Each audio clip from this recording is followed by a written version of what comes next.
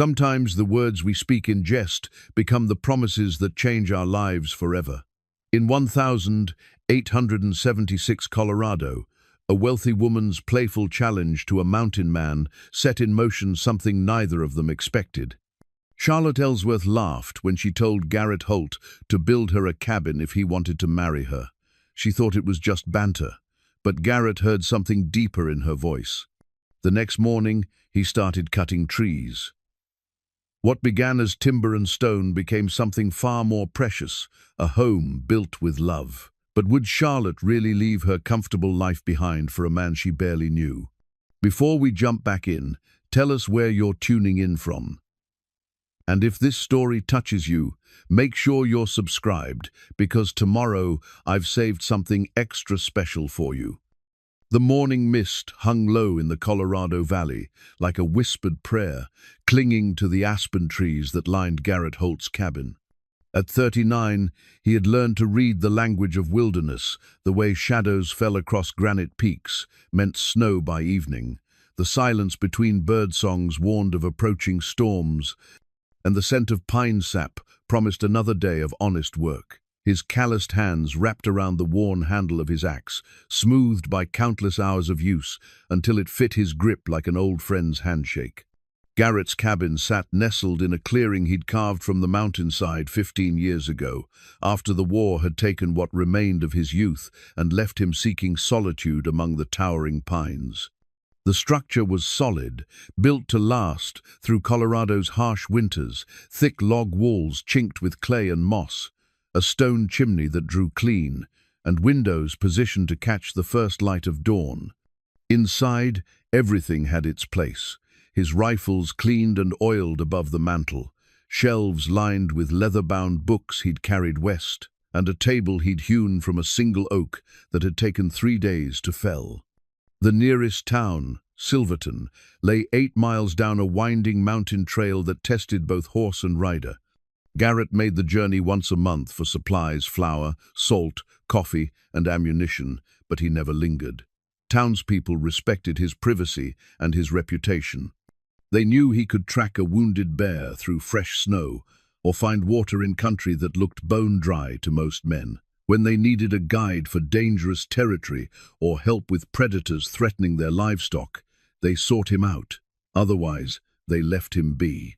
This particular morning in late April carried the promise of spring, that restless stirring when the high country began to shed its winter coat. Garrett had spent the dawn hours checking his trap lines and splitting kindling for the week ahead. The routine satisfied him, each task flowing into the next with practiced ease. He'd learned that contentment came from small accomplishments, a straight split through seasoned wood, fresh trout sizzling in his iron skillet. The evening's fire built just right to last until morning. But routines, however comfortable, sometimes get interrupted by the unexpected. The sound of approaching horses reached him first, multiple riders moving at a steady pace up the mountain trail. Garrett set down his axe and listened, his instincts reading the rhythm of hoofbeats like sheet music. 3 horses, maybe 4, carrying riders who knew their way around a saddle but weren't accustomed to mountain terrain. The slight hesitation in their gait spoke of uncertainty, of following an unfamiliar path. Visitors were rare enough to warrant attention. Garrett wiped his hands on his leather vest and walked to the edge of his clearing, positioning himself where he could observe without being immediately seen. Through the trees, he spotted them, a small party led by Tom Bradley, Silverton's storekeeper, whose bay gelding he recognized instantly. Behind Tom rode a woman on a fine chestnut mare, followed by 2 men who carried themselves like hired hands. The woman drew his attention immediately. Even from a distance, everything about her spoke of refinement, and means her posture in the saddle, the cut of her riding habit, the way she held her head high despite the challenging terrain. Her hair, a rich auburn that caught the morning light, was properly pinned beneath a hat that probably cost more than most folks in Silverton earned in a month. She sat her horse with competence, but not the easy grace of someone raised to mountain riding. As they approached his clearing, Garrett stepped into view. Tom Bradley's weathered face broke into a relieved smile. "Morning, Garrett. Tom called, raising his hand in greeting. "Hope you don't mind the intrusion. Got some folks here with a proposition for you." Garrett nodded, his grey eyes taking measure of the group. "Tom, what brings you up the mountain?" "This here's Miss Charlotte Ellsworth," Tom said, gesturing toward the woman. "She's come out from Philadelphia, inherited some property down in the valley, looking for someone who knows the country to help her get established." Charlotte Ellsworth dismounted with fluid grace, despite the side saddle that marked her as a woman unaccustomed to practical riding. Up close, Garrett could see she was perhaps 34, with intelligent green eyes and the kind of composure that came from navigating drawing rooms and social gatherings. Her riding habit was expertly tailored, a deep blue wool that complemented her coloring, and her boots were crafted leather that had never known honest dirt before this trip. "Mr. Holt," she said, extending a gloved hand. Her voice carried the cultured accent of Eastern education, each word precisely formed. "I appreciate your time. Tom speaks very highly of your knowledge of this region." Garrett accepted her handshake, noting the firm grip beneath the fine kid leather. "Miss Ellsworth, what kind of help are you looking for?"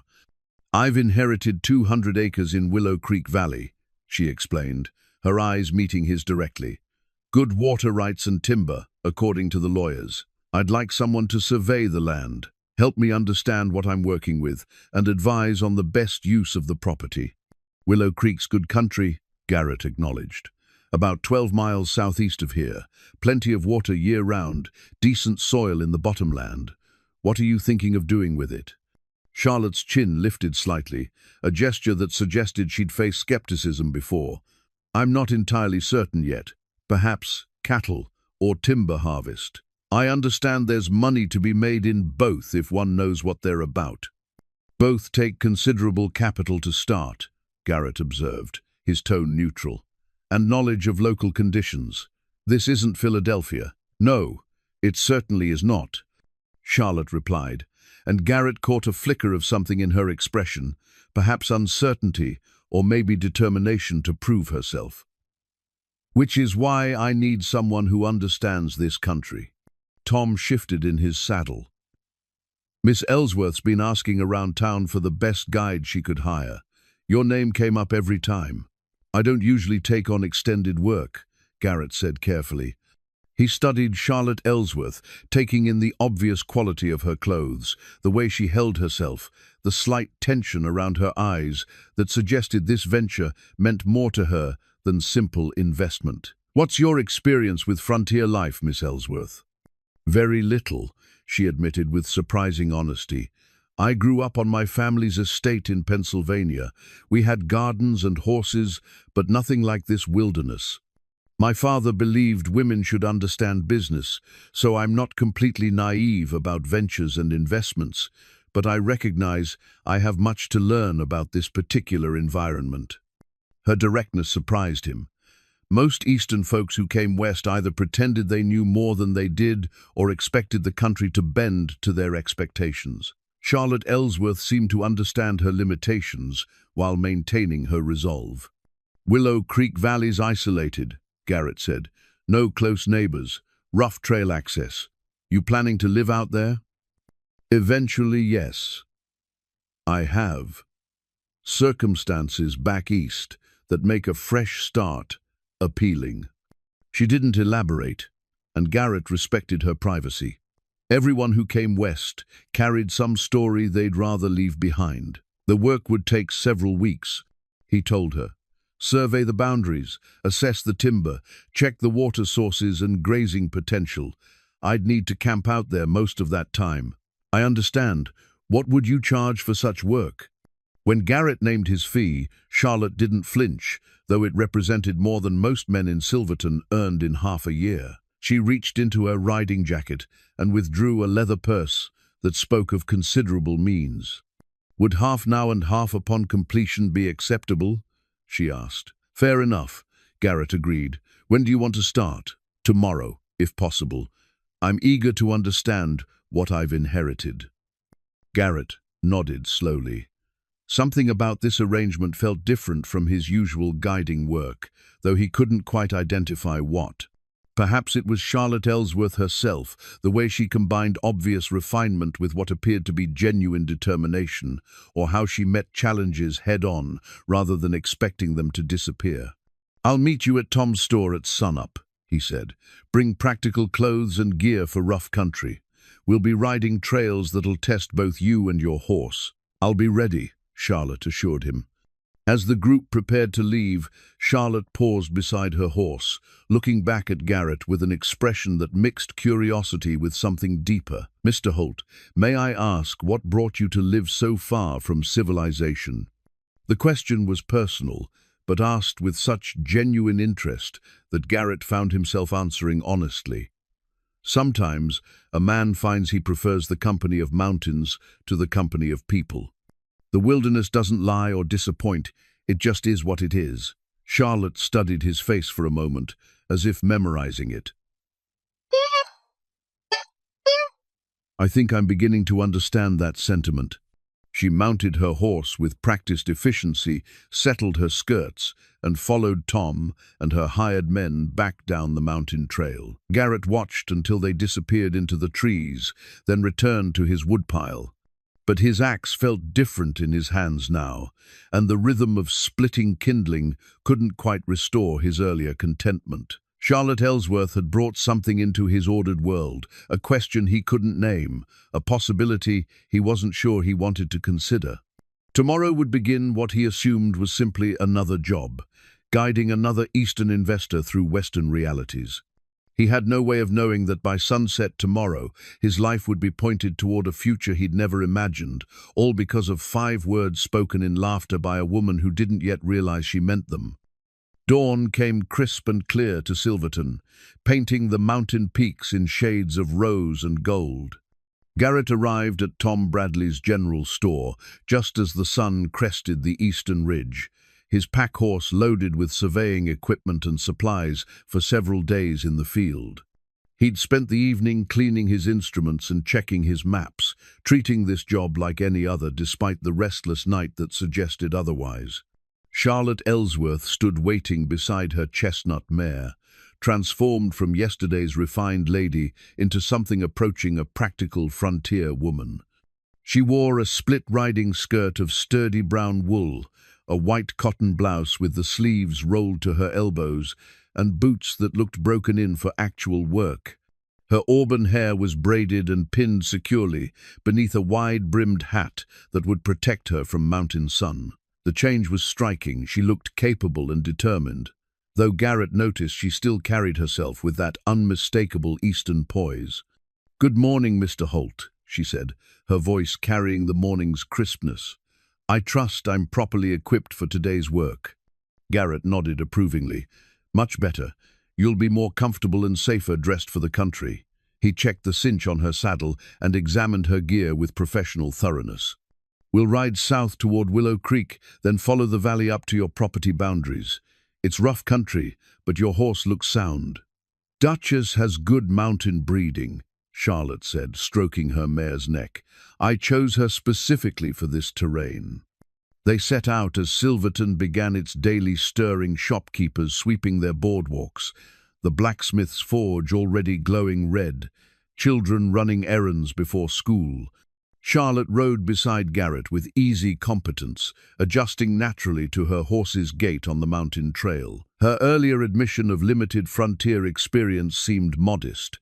She clearly understood horses and outdoor riding better than most Eastern women. The trail wound through stands of aspen and pine, climbing steadily toward the pass that would lead them down into Willow Creek Valley. As they rode, Garrett found himself explaining the country, pointing out game trails, identifying useful plants, describing how the seasons affected travel and settlement patterns. Charlotte listened intently, asking thoughtful questions that showed she was thinking beyond simple tourism. "That meadow there," she said, pointing to a natural clearing carpeted with new grass. "Would that support cattle?" "Good summer grazing," Garrett confirmed, "but you'd need winter feed and shelter. Mountain winters are harsh, snow can be 10 feet deep and last 5 months. How do established ranchers manage it?" "Hay meadows in the valleys, barns for shelter, enough hands to keep the operation running when travel becomes difficult or impossible. He studied her profile as she absorbed this information. It takes considerable planning and resources. I see. Charlotte was quiet for a moment, then asked, "What would you do with 200 acres in Willow Creek Valley?" The question was direct and personal, asking for his judgment rather than simple information. Garrett considered it seriously as they navigated a rocky section of trail. "Depends on what I wanted from the land," he finally answered. "If I needed income, selective timber harvest might be best. Cut the mature trees, leave the forest healthy. If I wanted a home place, I'd choose the best building site, develop water sources, plan for year-round living. And if you wanted both, then I'd need to be very careful about balancing them. Take too much timber and you lose the beauty and protection of the forest. Build in the wrong place and you make everything else harder." They crested the pass and began the descent into Willow Creek Valley. The view that opened before them drew a soft exclamation from Charlotte. Rolling meadows lined with cottonwoods and aspens, the creek itself winding silver through the green bottomland, and beyond it all, forested hills rising toward distant peaks, still touched with snow. "It's beautiful," she said simply. "Good country," Garrett agreed. "Whoever owned this before you chose well." They spent the morning riding the boundaries, Garrett using his surveying instruments to establish the exact property lines, while Charlotte took notes in a leather-bound journal she'd brought for the purpose. Her 200 acres encompassed some of the valley's best features: a mile of creek frontage, mixed meadow and forest, and a natural building site on a slight rise that would provide both good drainage and commanding views. By midday, they'd worked their way to the heart of the property, where a grove of ancient cottonwoods shaded a natural spring that fed into the main creek. Charlotte dismounted and walked to the spring's edge, kneeling to cup the clear water in her hands.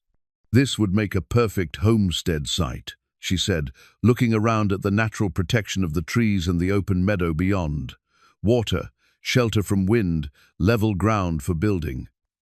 Garrett hobbled their horses to graze and unpacked their lunch bread, cheese, and dried apples he'd brought from his own stores. They sat in the dappled shade, the spring's gentle murmur providing peaceful background to their meal. "May I ask you something personal, Mr. Holt?" Charlotte said as they ate. "You can ask. Can't guarantee I'll answer." She smiled at that, the first genuinely relaxed expression he'd seen from her. "Why did you never marry and settle down? Build a family place like this?" The question touched on territories Garrett rarely explored, even in his own thoughts. He was quiet for so long that Charlotte began to apologize, but he held up a hand to stop her. "I was married once," he said finally. "Long time ago, before the war. She died while I was away fighting. After that, I found I preferred solitude." "I'm sorry," Charlotte said softly. "That must have been terribly difficult." "It was what it was. A man learns to carry what he has to carry." They finished their meal in comfortable silence, each lost in private thoughts. When they resumed their survey work, Garrett noticed that Charlotte had grown more thoughtful, her questions taking on a different quality, less about practical concerns and more about the feeling of the place, its potential for providing peace and contentment. Late afternoon found them on a ridge overlooking the entire valley, the setting sun painting everything in warm gold. Charlotte had dismounted to examine some wildflowers, and when she straightened, she looked at Garrett with an expression he couldn't quite read. "This is exactly what I hoped to find," she said. "A place where someone could build a real life, away from all the noise and pretense." "It's good country for that," Garrett agreed. "If you're serious about frontier living." "Oh, I'm quite serious." Charlotte's green eyes held a determined light. "I've had enough of drawing rooms and social obligations and men who see me as nothing more than my father's money and connections. I want something real, something I build with my own hands and choices." The passion in her voice surprised him. This wasn't just investment talk or romantic notions about frontier life. Charlotte Ellsworth was running towards something as much as she was running away. "Building a life out here isn't easy," he warned, "especially for a woman alone. The isolation, the physical demands, the distance from everything you've known. I understand that," she said, "but surely it's better than living a lie in comfortable surroundings." They mounted up for the ride back to Silverton, but as they reached the valley floor, Charlotte suddenly reined in her horse and turned to face him. "Mr. Holt, let me ask you something. If a woman was serious about making a life in country like this, what would she need most?" "Skills," Garrett answered without hesitation. "Practical knowledge about everything from preserving food to handling livestock to basic carpentry. And the right partner, someone who understands frontier life and can handle what the country throws at you." Charlotte laughed, a sound that carried both mirth and something that might have been challenge. "Build me a cabin, mountain man, and I'll marry you."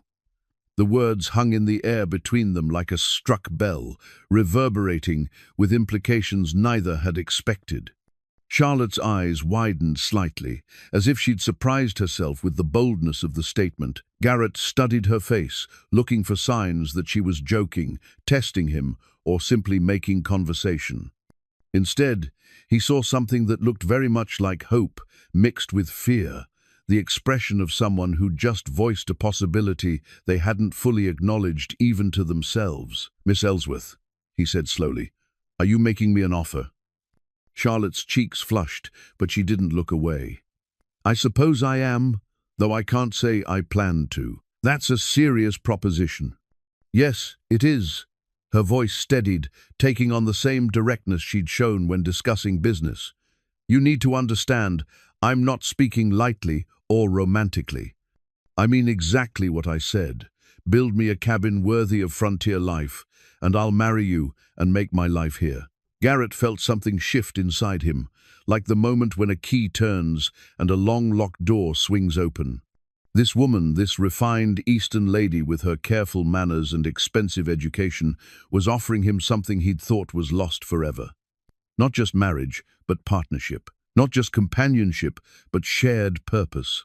"You're serious," he said, and it wasn't a question. "Completely serious. Then I accept your offer, Miss Ellsworth." The words surprised him as much as they did her. He hadn't planned to say them, hadn't even fully considered the implications, but they came from some deep place of certainty he'd forgotten he possessed. Charlotte's breath caught. "You do?" "I do. I'll build you a cabin, Charlotte Ellsworth.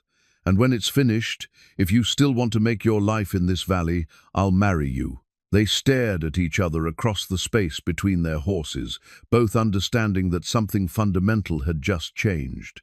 What had begun as a business arrangement had become something altogether different, a leap of faith that would test them both in ways they couldn't yet imagine. The ride back to Silverton passed in thoughtful silence, each of them processing what they'd committed to. By the time they reached Tom Bradley's store, the terms were set and the work was about to begin, not just the building of a cabin, but the building of a life neither had dared to hope for until 5 words spoken in laughter had opened a door to an unexpected future. The morning after their unexpected agreement, Garrett found himself awake before dawn, staring at the log rafters of his cabin and questioning his sanity. In the grey light filtering through his windows, yesterday's commitment seemed both impossible and inevitable. He'd agreed to build a cabin for a woman he barely knew, with the promise of marriage hanging in the balance like a sword that might fall either way. But as he rose and began his morning routine, the familiar motions of building a fire and preparing coffee steadied him. Whatever had prompted his acceptance, and he still wasn't entirely sure what that was, the work itself was straightforward. He knew how to build. He understood timber and foundations, roofing and chinkling. The rest would sort itself out in time. Charlotte appeared at his cabin just after sunrise, riding alone and carrying a canvas satchel that suggested she'd come prepared for serious work. She'd braided her hair severely and wore the same practical clothes from yesterday, but Garrett noticed a tension around her eyes that spoke of a sleepless night spent considering what she'd committed herself to. "Good morning," she said, dismounting with the brisk efficiency of someone determined to treat this as business. "I've brought surveying stakes and twine. I thought we should mark out the cabin's exact placement before you begin cutting timber." Garrett nodded, appreciating her practical approach. "Smart thinking. Once we start cutting, we're committed to the site." They rode to Willow Creek Valley in companionable silence, each lost in private thoughts about the magnitude of what they'd undertaken. The morning was clear and still, with just enough chill to remind them that spring was young and mountain weather could change without warning. At the grove of cottonwoods, where they'd shared lunch the day before, Garrett began the careful work of selecting the optimal building site. He paced off distances, checked drainage patterns, and considered how the finished cabin would sit in relation to the spring, the creek, and the prevailing winds. Charlotte followed, asking questions that showed she was thinking through the practical details of daily life. "The front should face south for winter sun," she observed, watching him orient his measurements. "Exactly, and we want the kitchen positioned to catch the morning light but avoid the full heat of afternoon." He hammered the first stake into the ground. "Bedroom on the east side for sunrise, main room centered for the fireplace." "How large are you planning?" Garrett paused, considering. The size of the cabin said something about his expectations for their life together, and he wasn't sure how to balance ambition with practicality. 20 by 30 feet, he said finally. "Big enough for comfort, not so large it's hard to heat. 2 rooms plus a loft for storage." Charlotte nodded thoughtfully. "That's generous. Most frontier cabins are much smaller." "Most frontier cabins house people who didn't have a choice about where they live," Garrett replied. "You do. If I'm building for you, I'm building to last and building for comfort." Something in her expression softened at that, though she quickly returned to the business at hand. They spent the morning marking out the foundation lines with stakes and twine, checking and rechecking the measurements until Garrett was satisfied with the placement. The cabin would sit on a slight rise above the spring, with windows positioned to capture views of both the creek and the meadow beyond. "It's going to be beautiful," Charlotte said, standing inside the marked foundation and turning slowly to take in the views from each direction. "Like living inside a painting." "It's good country," Garrett agreed, "but you need to understand what you're committing to. The nearest neighbor is 8 miles away. The road to town becomes impassable in winter storms. You'd be isolated for weeks at a time." "I understand." Charlotte's voice carried quiet conviction. "I've lived my entire life, surrounded by people I couldn't trust, attending social gatherings that meant nothing, maintaining relationships based on convenience rather than genuine affection. Isolation with someone I respect sounds like freedom." Her honesty caught him off guard. "You barely know me, Charlotte." "I know enough." She turned to face him directly. "I know you keep your word, work with your hands, and treat the land with respect. I know you don't try to impress me with words or promises you can't keep. After the men I've known back east, that's remarkably appealing." Garrett felt heat rise in his chest, a mixture of pride and something deeper that he wasn't ready to examine. Building a cabin is one thing. Living together is another entirely. "I know that too." Charlotte picked up one of the surveying stakes and turned it in her hands, studying the wood grain as if it held answers. "But I've made my choice. The question is whether you're truly committed to yours." "I gave you my word." "Yes, you did." She met his eyes directly. "And I believe you'll keep it." They worked through the afternoon, Garrett beginning the process of selecting trees for the cabin walls. He moved through the forest with practiced efficiency, marking mature pines that would provide straight, strong logs while leaving the younger trees to maintain the forest's health. Charlotte followed, learning to identify the characteristics that made one tree suitable and another less ideal. "This one's too young," Garrett explained, touching a pine that looked substantial to Charlotte's untrained eye. The wood still green and soft. It would shrink too much as it dried, leaving gaps in the walls. "And this one," Charlotte indicated a massive pine that dwarfed the others around it. "Too big. We couldn't handle logs that size without a full crew and heavy equipment. Better to use trees we can manage ourselves." "Ourselves?" Charlotte asked. "You're planning for me to help with the actual construction?" Garrett studied her face, trying to gauge whether the prospect alarmed or intrigued her. "Building a cabin is hard work. If you're serious about frontier life, you'll need to understand how things are made and repaired. Besides, I could use the help. I've never built anything more complicated than a garden trellis," Charlotte admitted. "Then you'll learn. Most skills worth having take time to develop." By late afternoon, Garrett had marked 24 trees for cutting, planning the order of harvest to minimize damage to the remaining forest. Charlotte had filled several pages of her journal with notes and sketches, documenting both the technical aspects of cabin construction and her own thoughts about the process. "When will you start cutting?" she asked, as they prepared to return to town. "Tomorrow. It'll take the better part of a week to fell enough trees for the walls, then time to let them season before we can begin actual construction." "How long for the entire project?" Garrett considered the scope of work ahead: foundation preparation, log cutting and notching, wall raising, roof construction, chinkling, and all the finishing details that made a cabin into a home. 6 weeks, maybe 8 if we run into weather delays. And at the end of that time? The question hung between them, loaded with implications they were both still learning to acknowledge. Garrett looked at Charlotte, really looked at her, taking in the determination in her green eyes, the competent way she sat her horse, the careful notes in her journal that showed she was taking this commitment seriously. "At the end of that time, if you still want to go through with it, we'll be married in the cabin I built for you." Charlotte nodded solemnly. "And if I change my mind? Then you'll have a fine cabin in beautiful country, and I'll have learned something about building for someone other than myself." "That seems fair." Charlotte gathered her reins, then paused. "Garrett, may I ask you something?" "Go ahead." "Yesterday, when I made that challenge about building a cabin, what made you take it seriously? Most men would have laughed it off or assumed I was being frivolous."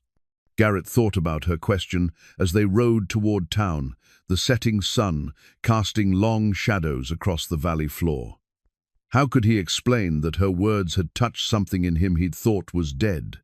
That the combination of her obvious capability and her frank admission of wanting something real had made him believe, for the first time in years, that partnership might be possible again. "I heard something in your voice," he said finally. "Something that told me you meant exactly what you said, even if you hadn't planned to say it." "And what was that?" "Hope," Garrett answered. "The kind that's been disappointed before but hasn't given up entirely." Charlotte was quiet for a long moment. When she spoke again, her voice was soft, with something that might have been gratitude. "Thank you for hearing that, and for taking it seriously." As they reached the edge of Silverton, both understood that tomorrow would begin the real test of their unexpected agreement. Words were easy enough to speak, but building a life like building a cabin required patience, skill, and faith that the foundation would hold whatever storms might come. The rhythm of the axe became Charlotte's morning song. Each day for the past week, she'd ridden to Willow Creek Valley to find Garrett already at work, his movements efficient and practiced as he felled the trees they'd marked for the cabin. The sound carried across the meadow, the sharp bite of steel into wood, the pause, then the deeper cutting as he worked his way around each trunk. By the time she arrived, another pine would be down, its branches already trimmed away, and the log ready for measuring. Charlotte had taken to bringing breakfast for both of them: biscuits and honey, bacon wrapped in cloth to stay warm, coffee in a heavy pot that would heat quickly over Garrett's small campfire. It seemed natural to share the meal while planning the day's work, and she found herself looking forward to these quiet morning conversations more than she cared to admit. "That makes 18 logs," Garrett said, wiping sweat from his forehead as Charlotte approached with the breakfast satchel. "We'll need 6 more for the walls, plus shorter pieces for the gable ends." "How do you know exactly how many you need?" Charlotte asked, settling cross-legged on a fallen log that served as their outdoor table. mathematics and experience. Each wall requires a certain number of logs depending on their diameter and the height we want. I've built enough cabins to calculate it fairly close." He accepted the coffee she poured with a nod of thanks. "The trick is cutting a few extra in case we lose one to splitting or discover a defect." Charlotte opened her leather journal and made notes, recording both the technical details and her observations about the process. Writing helped her organize her thoughts about this strange new life she was constructing, one decision at a time. "I received a letter from my sister yesterday," she said, tearing open one of the biscuits to spread honey inside. "She's quite concerned about my ventures in the Wild West, as she puts it." "What did you tell her?" "The truth, that I'm having a cabin built and plan to make my permanent home in Colorado." Charlotte smiled wryly. "I didn't mention the marriage arrangement. Margaret would faint dead away." Garrett studied her face over his coffee cup. "Any regrets about leaving that life behind?" "None at all." The answer came without hesitation. "Do you know what my typical day looked like in Philadelphia?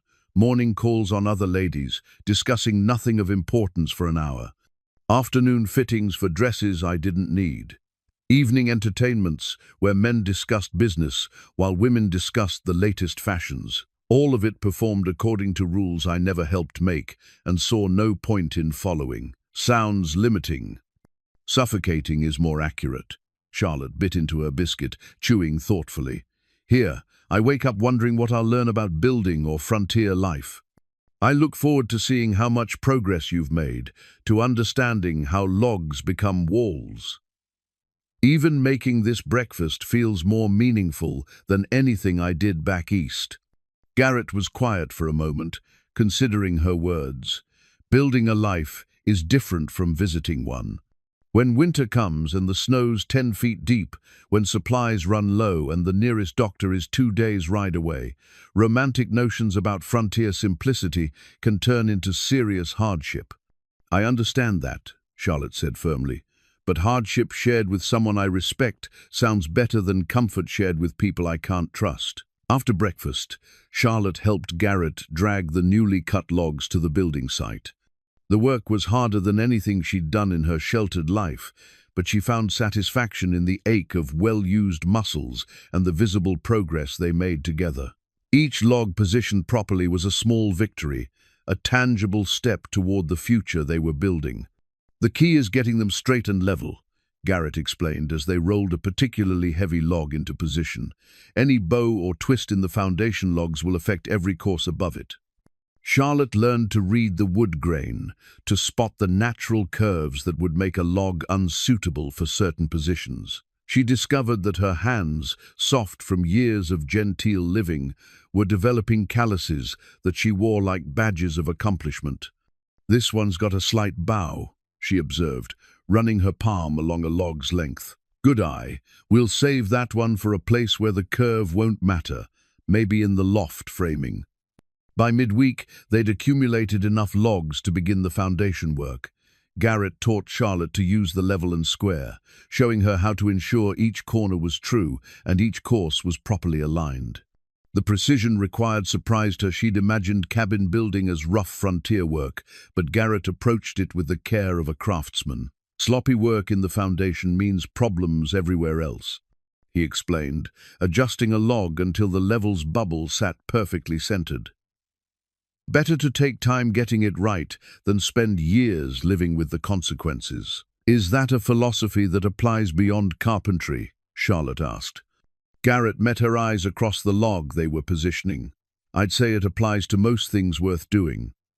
The work progressed steadily, but it wasn't without challenges. An afternoon thunderstorm soaked them both and turned their work site into a muddy mess. One log split when they tried to position it, requiring a replacement to be cut and hauled from the forest. Charlotte discovered muscles she'd never used before, and Garrett had to adjust his expectations for how much they could accomplish in a day with her inexperienced help. "I'm slowing you down," Charlotte said on Thursday afternoon, frustration evident in her voice as she struggled with a task that Garrett could have completed in half the time. You're learning, he corrected. Every skill takes practice. Besides, I'm not in a hurry. Aren't you? We agreed on a timeline. Garrett set down his tools and looked at her directly. Charlotte, I need to ask you something, and I want an honest answer. She straightened, sensing the seriousness in his tone. What is it? Are you doing this to prove something to yourself, or because you genuinely want this life? The question hit deeper than she'd expected. Charlotte sat on a nearby stump, considering how to respond with the honesty he'd requested. Both, I think, she said finally. I do want to prove I can build something meaningful with my own hands and choices, but I also want this life, this partnership, this connection to something real and lasting. And the marriage part? When this cabin is finished, you'll be committed to more than just frontier living. Charlotte felt heat rise in her cheeks, but she held his gaze. I'm aware of that. Are you having second thoughts? Not about building the cabin, but I need to know you understand what you're agreeing to. Marriage out here isn't the same as marriage in a Philadelphia drawing room. We'll depend on each other for everything: companionship, survival, the success or failure of whatever life we build. I understand the stakes, Charlotte said quietly. Do you think I'm not capable of keeping my end of the bargain? I think you're more capable than you know, Garrett replied, but capability and commitment are different things. Charlotte stood and walked to the edge of their work site, looking out over the valley that would soon be her permanent home. The afternoon light painted everything in warm gold, highlighting the creek's meandering path and the meadow where she imagined keeping a garden. Maybe a few chickens, perhaps even a milk cow eventually. Garrett, I've never made a promise I didn't keep, she said without turning around. I don't intend to start now. When she faced him again, he saw something in her expression that satisfied whatever concern had prompted his questions. They returned to work without further discussion, but Charlotte sensed that something had shifted between them, a deeper acknowledgement of the weight of their agreement and their mutual determination to honor it.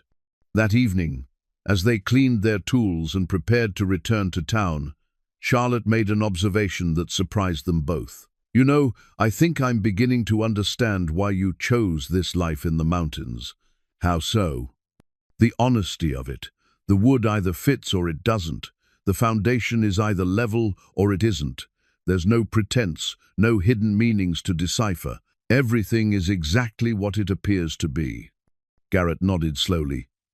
That's part of it. But the biggest part is that you can trust the work, build something properly, and it'll stand for generations. Treat the land with respect, and it'll provide what you need. Keep your word, and others will keep theirs. Charlotte gathered her journal and the empty breakfast satchel, then paused at her horse's side. Is that what you're doing with me? Keeping your word? That's what we're both doing, Garrett replied. Building something that'll stand, based on promises we intend to keep. As they rode back to Silverton under the first stars, Charlotte reflected on how much her life had changed in the span of 2 weeks.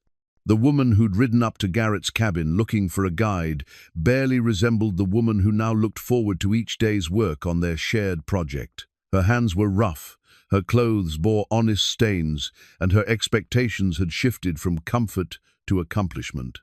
Most surprising of all, she was happier than she'd been in years. Whatever lay ahead, the completed cabin, the marriage that would follow, the life they'd build together in this beautiful, demanding country, she was no longer afraid of the commitment she'd made in a moment of laughing impulse. Instead, she found herself eager to see how strong a foundation they could build, one log at a time. 3 weeks into the cabin construction, Charlotte woke in her rented room above Tom Bradley's store to find snow dusting the mountains. Spring weather in Colorado, she was learning, could shift from warm sunshine to winter's return with little warning. She dressed quickly in her warmest clothes and made her way downstairs, where Tom was already brewing coffee and warming yesterday's biscuits. Might be wise to wait a day or two before heading up to Willow Creek, Tom suggested, glancing out at the grey sky. Weather like this can turn serious fast in the high country. Garrett will be there regardless, Charlotte replied, wrapping her hands around the warm coffee cup. And we're at a critical stage. The foundation stones need to be set before the real weather hits. Tom shook his head but smiled. You've changed considerable since you arrived, Miss Ellsworth. Most Eastern folks would be on the first stage back to civilization after seeing mountain snow in May. Charlotte considered his observation as she packed her daily supplies. He was right. The woman who'd stepped off the stagecoach 6 weeks ago would have been appalled at the prospect of working in cold weather, getting her hands dirty with stone and mortar. That woman had worn kid gloves and worried about maintaining appearances.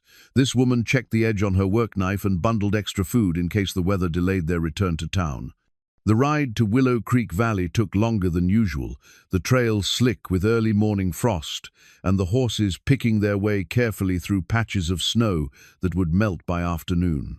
But Charlotte found the harsh beauty invigorating the way the snow highlighted every branch and stone, the sharp clarity of the mountain air, the sense of being part of something larger and more enduring than drawing-room conversations. She found Garrett where she expected him, already at work despite the weather. He'd built up the campfire larger than usual and was heating stones in the flames, preparing them for the foundation work that would anchor their cabin to the earth.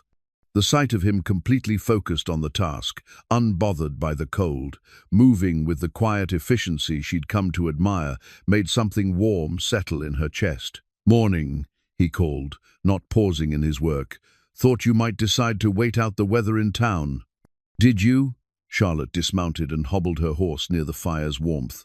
"What gave you that impression?"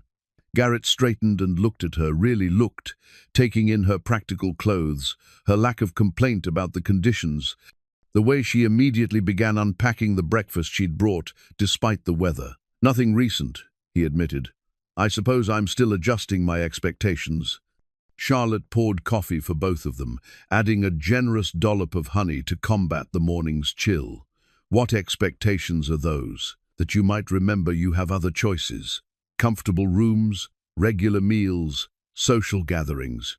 A life that doesn't require building fires before sunrise or working with your hands until they bleed." Charlotte held up her hands, studying the calluses and small scars that marked 3 weeks of honest labor. "These hands have accomplished more in the past month than they did in 34 years of genteel living. Why would I want to go back to uselessness? Because this is hard, Charlotte, and it's going to get harder." The seriousness in his voice made her look at him more closely. "What aren't you telling me?" Garrett gestured toward the foundation they'd been working on, the carefully laid stones that would support the cabin's log walls. "We're behind schedule. This weather will set us back another few days, and we haven't even started on the actual wall construction. At this rate, we're looking at 8 or 9 weeks instead of 6. So we adjust our timeline. What's the real problem?" Garrett was quiet for a moment, poking at the fire with a long stick. "Tom Bradley mentioned that your family back east has been asking questions, making inquiries about your plans and who you're working with." Charlotte felt a chill that had nothing to do with the weather. "What kind of inquiries?" "The kind that suggest they might be planning to intervene. Tom thinks they could send someone west to collect you, maybe claim you're not competent to make your own decisions." The possibility had occurred to Charlotte, but she'd hoped her family would respect her choice once they understood she was serious about making a new life. Apparently, she'd underestimated their determination to maintain control. "They can't force me to return," she said, though uncertainty crept into her voice. "They can make it difficult. Rich families have ways of applying pressure, legal challenges, financial manipulation, social consequences that follow you wherever you go." Charlotte set down her coffee cup and walked to the foundation stones, running her hand over the solid work they'd accomplished together. Each stone had been carefully selected and positioned, fitted with the patience and skill that created lasting strength. The foundation was built to endure whatever storms might come, but it was only as strong as the commitment that held it together. "Are you suggesting I should give up and return east?" she asked without turning around. "I'm suggesting you need to understand what you're up against. Building this cabin is one thing. Fighting your family's interference while doing it is another entirely." Charlotte turned to face him, her green eyes bright with determination. "Garrett, do you know why I inherited this land? I assumed it came from a relative. My great-aunt Millicent. She was the family scandal, a woman who refused 3 suitable marriage proposals and used her inheritance to travel the world instead. She lived in India, Africa, places where proper ladies weren't supposed to go. The family tolerated her because she was discreet about her adventures, but they never forgave her for choosing independence over convention." Charlotte picked up one of the heated stones, testing its warmth through her thick gloves. "When she died, she left me this land specifically because she recognized something in me that reminded her of herself. Her letter said I was the only one in the family with enough spirit to make good use of it." "And your family's reaction?" "They were furious. They expected the inheritance to go to my father or my brothers, someone who would sell it and invest the proceeds properly. The idea that Aunt Millicent would encourage my unconventional tendencies was seen as a final insult." Garrett helped her position the stone in the foundation, noting how naturally she'd learned to work with him, anticipating his movements and matching her efforts to his. "So this isn't just about building a new life. It's about proving something to them. It's about proving something to myself," Charlotte corrected, "that I can honor Aunt Millicent's faith in me, that I can build something meaningful with my own choices and efforts." They worked steadily through the morning, setting stones with mortar that Garrett mixed from lime and sand he'd prepared earlier. The cold made the work harder, requiring them to keep the mortar warm and work quickly before it froze. But Charlotte noticed that the challenging conditions seemed to focus them both, creating a rhythm of shared effort that felt increasingly natural. "Tell me about your marriage," Charlotte said as they fitted a particularly difficult cornerstone. "Your wife, what was she like?" The question surprised Garrett, and for a moment Charlotte thought he might not answer. They'd worked together for weeks now, but he'd shared very little about his past, beyond the basic facts. "Her name was Sarah," he said finally. "She was a rancher's daughter, grew up understanding frontier life. We planned to build a place together, raise cattle and children." He paused, concentrating on the mortar joint. "She died of fever while I was away fighting in the war. By the time I got word and made it home, she'd been buried 3 months. "I'm sorry," Charlotte said softly. "That must have been devastating. It was the end of everything I thought I wanted. After that, I couldn't see the point of planning for a future that could disappear while you weren't looking." Charlotte understood now why her proposal had affected him so deeply. She wasn't just asking him to build a cabin, she was asking him to risk hoping again, to believe that happiness could be built and protected and trusted to last. "Is that why you've been so careful about our arrangement, warning me about the difficulties, making sure I understand the challenges?" "Partly. I don't want you to commit to something you haven't thought through completely." Garrett met her eyes across the stone they were setting. "But mostly, I needed to convince myself that you're serious about this life, not just running from your old one." "And what have you concluded?" Garrett considered the question while they positioned the final stone of the morning. Charlotte had shown up in cold weather without complaint, learned difficult skills without giving up, and faced the prospect of family opposition with determination rather than retreat. More than that, she'd brought breakfast every morning, remembered details about the work that mattered to him, and asked thoughtful questions that showed she was thinking beyond the immediate task to the life they were building together. "I think you're exactly who you appear to be," he said. "Someone worth building something permanent with." The words hung between them, more intimate than any declaration of love. Charlotte felt warmth spread through her chest that had nothing to do with the fire or the physical work. This man, this careful, competent, thoughtful man, had just told her he believed in her commitment and found her worthy of his trust. "Thank you," she said simply. "That means more than you know." They broke for lunch as the snow began falling more heavily, taking shelter under the grove of cottonwoods that would soon shade their cabin. Charlotte had brought thick soup in a jar wrapped with cloth to keep it warm, and they shared it along with bread and cheese while watching the snow dust the meadow beyond their work site. "How much longer for the foundation?" Charlotte asked.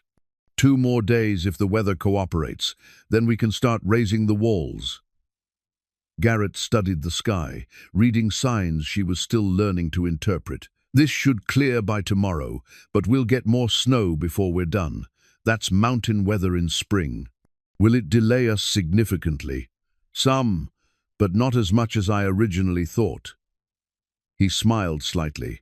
You're a faster learner than I expected, and you work harder than most men I've hired for construction jobs.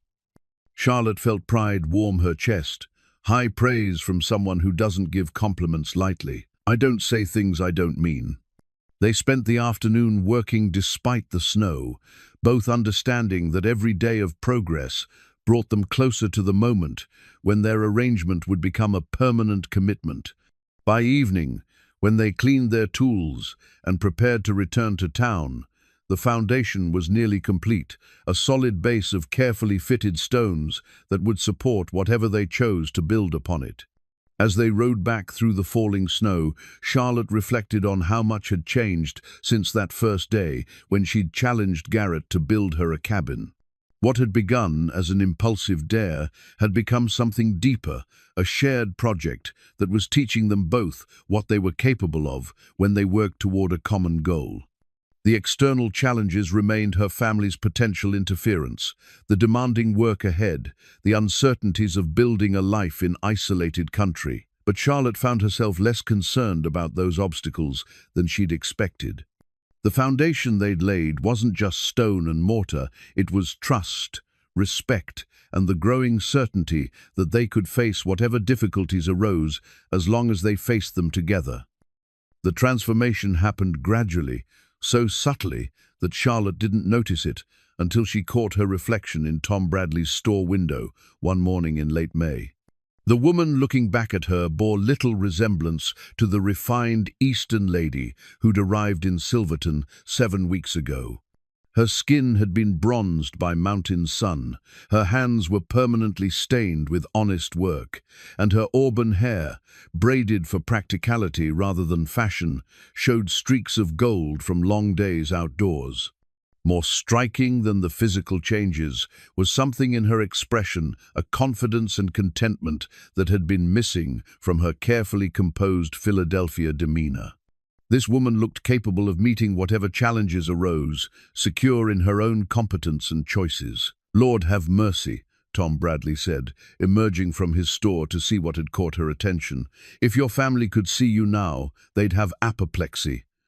Charlotte laughed, a sound that carried genuine amusement rather than the practiced social grace of her former life. "They'd probably hire a team of doctors to restore me to proper feminine delicacy. Too late for that, I'd say. You've got the look of someone who's found her place in the world." Charlotte considered his observation as she adjusted the pack containing her modified clothes work, dresses she'd reconstructed from her fine gowns, cutting away impractical bustles and shortening skirts to allow for physical labor. The silk and lace remained, but now they served function rather than display, beauty integrated with practicality rather than opposed to it. "I think you're right," she told Tom, "though I suspect my old friends wouldn't recognize that as an improvement." The ride to Willow Creek Valley had become as natural as breathing. Her body adapted to the rhythm of her horse's gait and the changing moods of mountain weather. Today promised to be perfect for construction work, clear skies, moderate temperature, and no threat of the storms that had delayed them several times over the past month. Charlotte found Garrett where she expected him, examining the first course of logs they'd laid the previous day. The foundation was complete, solid and level, and now the actual walls were beginning to rise. Each log had been carefully notched to fit with its neighbors, creating joints that would hold tight and shed water for decades. "How do they look?" Charlotte asked, dismounting and checking the logs herself. She'd learned to spot logs that hadn't seated properly, joints that needed adjustment, places where the wood grain might cause future splitting. "Good. We'll be ready to raise the second course this morning." Garrett straightened and accepted the coffee she offered, his movements showing the accumulated fatigue of weeks of demanding physical work. "I want to get at least 3 more courses up this week. Once we reach window height, the work gets more complicated. Charlotte had learned to appreciate the precision required for cabin construction. Each log had to be carefully selected for its position, then notched and fitted with exactness that would determine the building's strength and weather resistance. The work required both skill and patience, qualities she'd discovered she possessed in greater measure than she'd ever imagined. "I've been thinking about the interior layout," she said as they began the morning's work. "How we'll arrange the furniture, where to position the kitchen area for best light and workflow. It's your cabin, Charlotte. Arrange it however makes sense to you." The casual way he said, "your cabin," caught her attention. "Our cabin," she corrected gently, "unless you're having second thoughts about the marriage part of our arrangement." Garrett paused in his notching work and looked at her directly. "Are you?" The question deserved serious consideration. Charlotte had spent sleepless nights thinking about what it would mean to share her life with this man, the intimacy and compromise required, the permanent nature of the commitment, the reality of building a marriage along with a home. "No," she said firmly, "but I want to make sure we're both clear about what we're agreeing to. This started as a somewhat impulsive challenge, but it's become something much more serious." "It has," Garrett agreed. "The question is whether you're ready for that kind of commitment." Charlotte set down her tools and walked to the edge of their work site, looking out over the valley that would soon be her permanent home. The meadow stretched green and peaceful in the morning light, the creek meandered silver through the grassland, and the mountains rose protective and enduring beyond it all.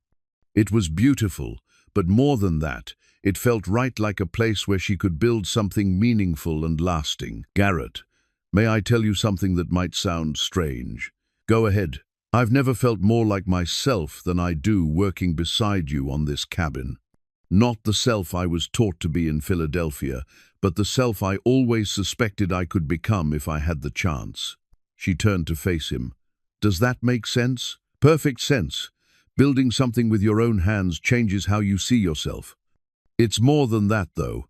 It's working with someone who respects my contributions, who doesn't try to protect me from challenges, but helps me meet them. It's planning a future based on what we both want, rather than what others expect from us."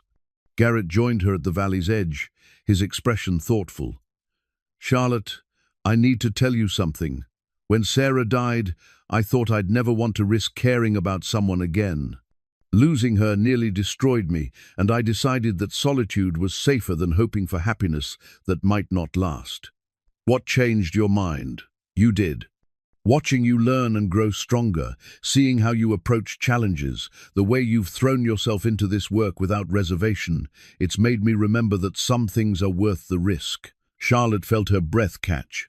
This was the closest Garrett had come to speaking about feelings rather than practical arrangements, and his words touched something deep in her chest that had been waiting to be acknowledged. "Are you saying you care about me?"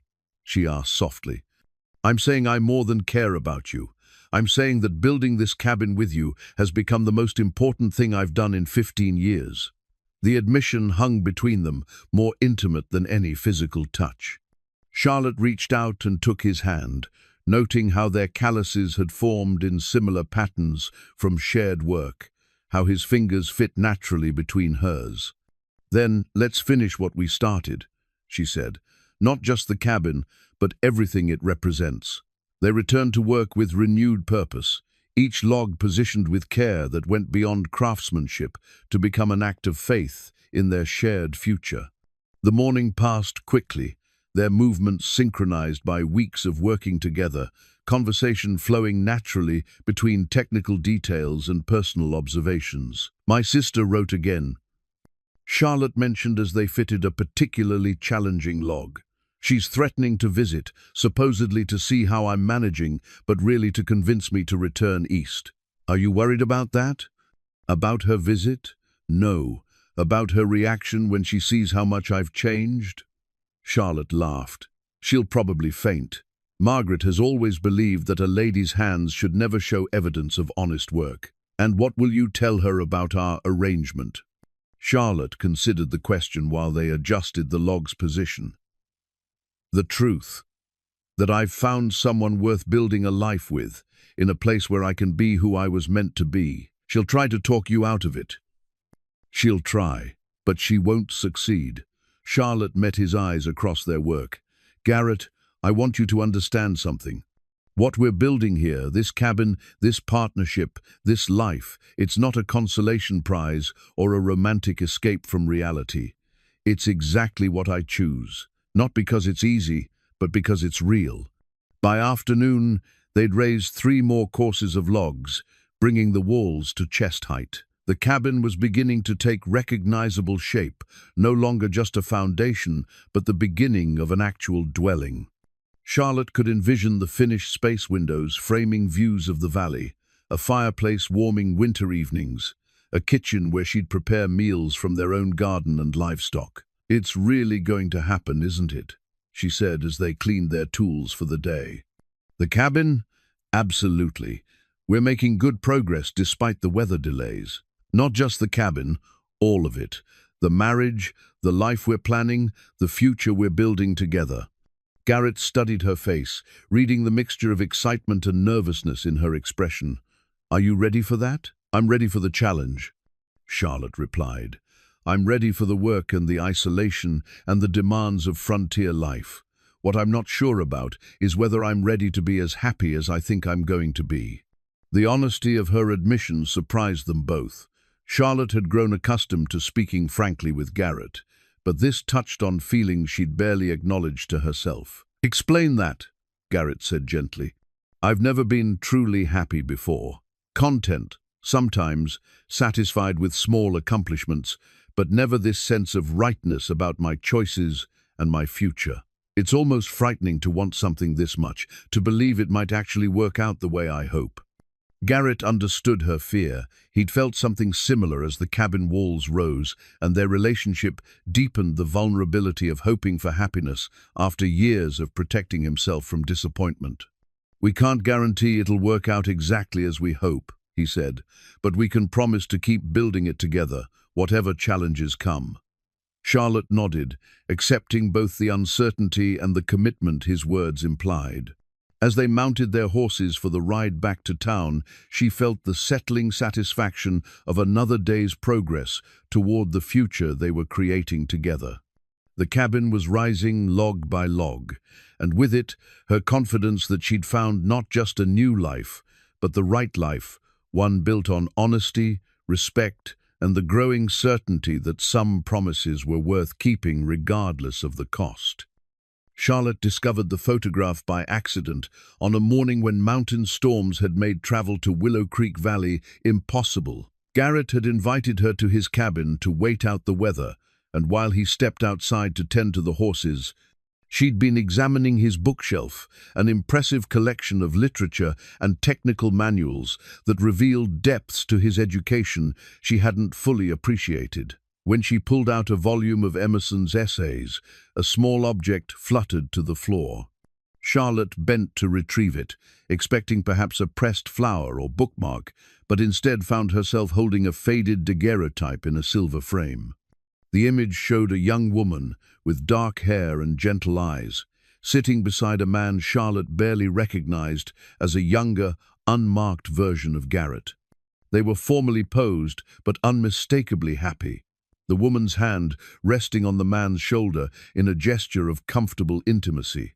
Charlotte's breath caught as understanding dawned. This wasn't just any woman, this was Sarah, the wife Garrett had mentioned only briefly, whose death had driven him to seek solitude in the mountains. But seeing her face, seeing them together, made the reality of his loss far more immediate and heartbreaking than his careful words had conveyed. "You found her picture?" Garrett's voice came from behind her, quiet and carefully controlled. Charlotte turned, still holding the photograph, unsure whether to apologize for the intrusion or acknowledge what she'd discovered. "I'm sorry," she began. "I didn't mean to pry. The book fell open and—" "It's all right." Garrett crossed the room and took the photograph from her hands, his fingers handling it with the careful reverence of something precious and fragile. "I keep it there because I can't bear to look at it regularly, but I can't bear to put it away completely either." Charlotte studied his face, seeing pain there that went deeper than the general grief he'd mentioned. "Tell me about her." Garrett was quiet for so long that Charlotte thought he might not answer. He sat heavily in his wooden chair, still holding the photograph, his grey eyes distant with memory.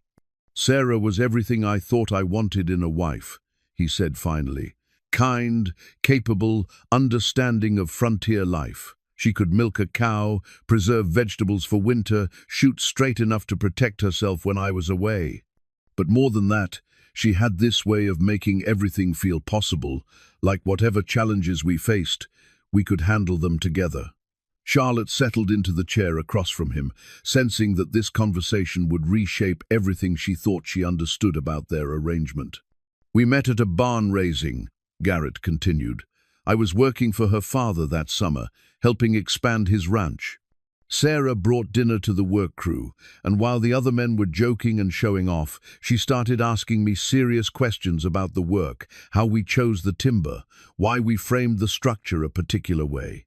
Most women would have found construction talk boring, but she was genuinely interested in understanding how things were built. "She sounds wonderful," Charlotte said softly. "She was.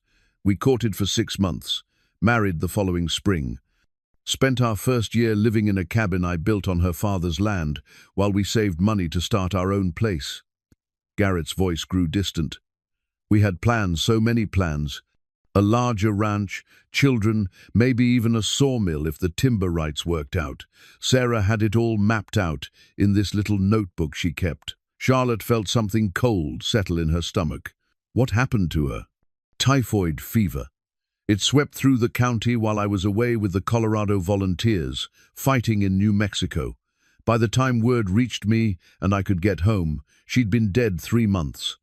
Her father had buried her next to her mother, sold the cattle to pay medical bills, and moved back east to live with relatives. "Oh, Garrett." Charlotte's heart ached for the depth of loss his simple words conveyed. "I can't imagine how devastating that must have been." "It was the end of everything I thought I knew about life," Garrett said, his voice barely above a whisper. "I'd built our entire future around the certainty that we'd face it together. When that foundation crumbled, I couldn't see the point of hoping for anything again." Charlotte understood now why her casual challenge about building a cabin had affected him so profoundly. She hadn't just been asking him to construct a dwelling, she'd been asking him to risk believing in shared futures again, to trust that happiness could be built and protected and relied upon to last. "Is that why you've been so careful about our arrangement?" she asked, "making sure I understand the challenges, warning me about the difficulties?" "Partly." Garrett set the photograph on the small table beside his chair, but his eyes remained fixed on Sarah's face. "But mostly because I needed to convince myself that what we're building is different, that you're different." "Different how?" Garrett finally looked at her, and Charlotte saw something in his expression that made her breath catch not just grief for what he'd lost, but fear of losing again.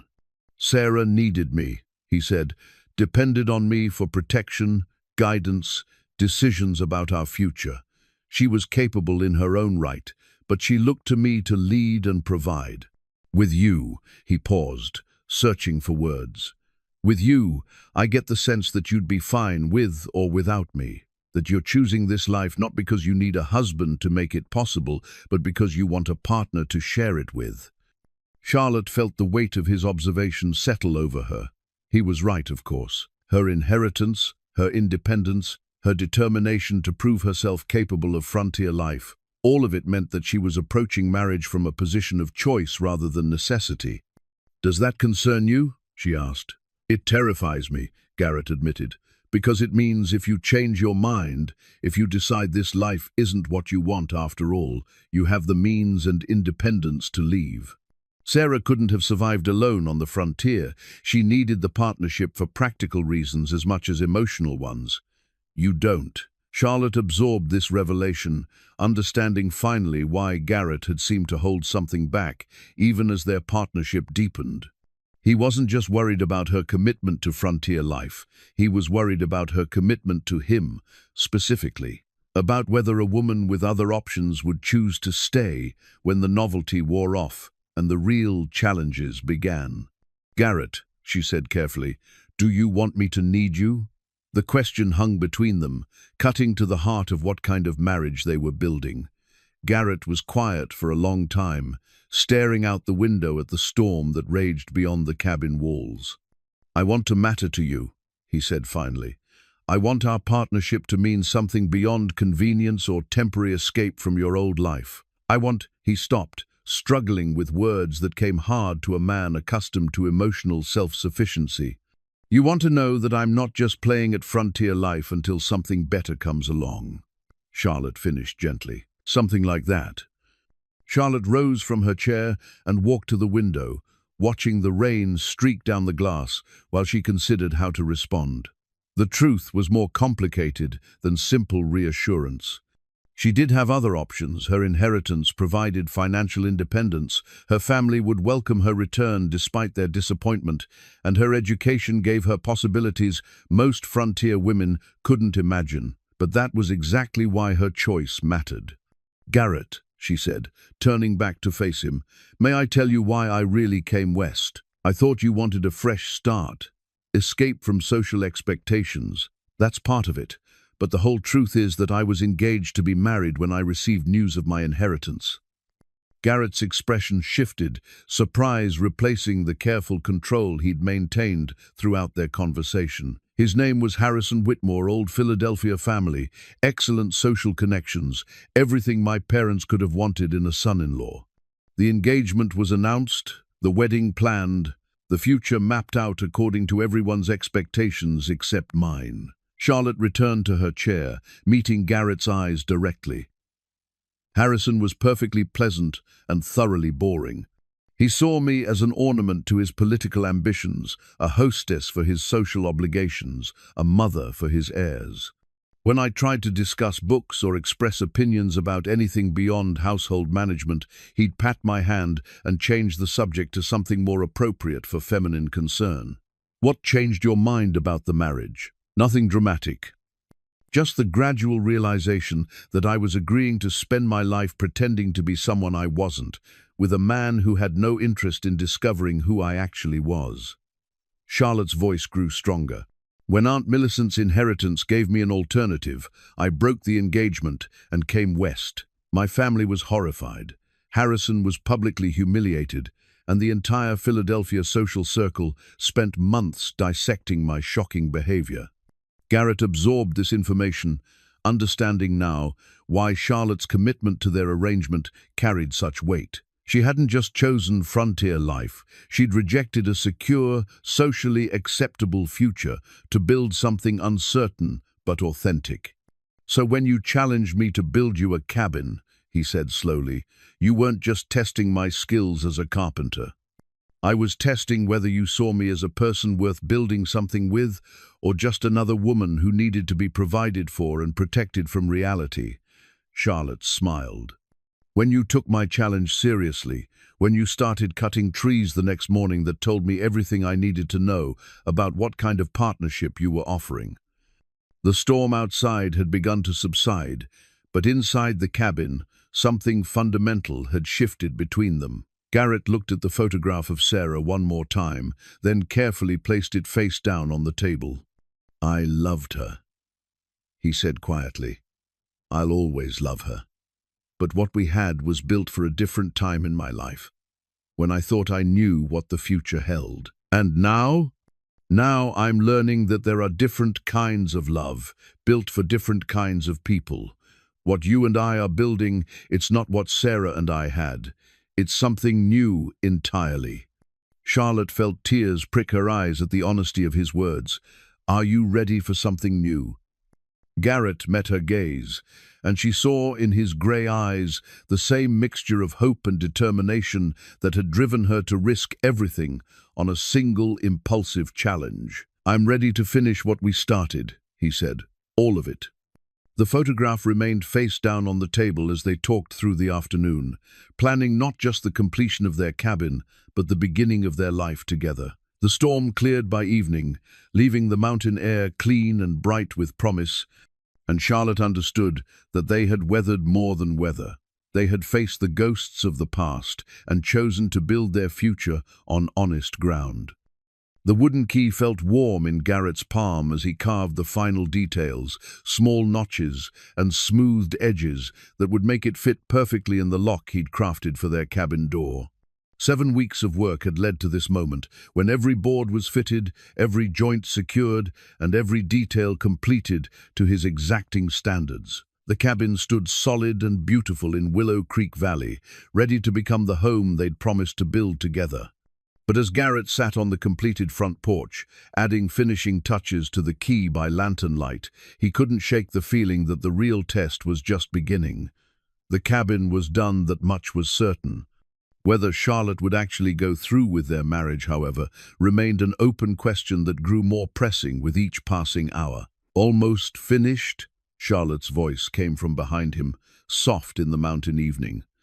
She'd been unusually quiet all day, helping with the final details, but seeming distracted by thoughts she hadn't shared. "Just about." Garrett held up the key, examining the wood grain in the lamplight. "Oak from the same tree we used for the door frame, should last as long as the cabin itself."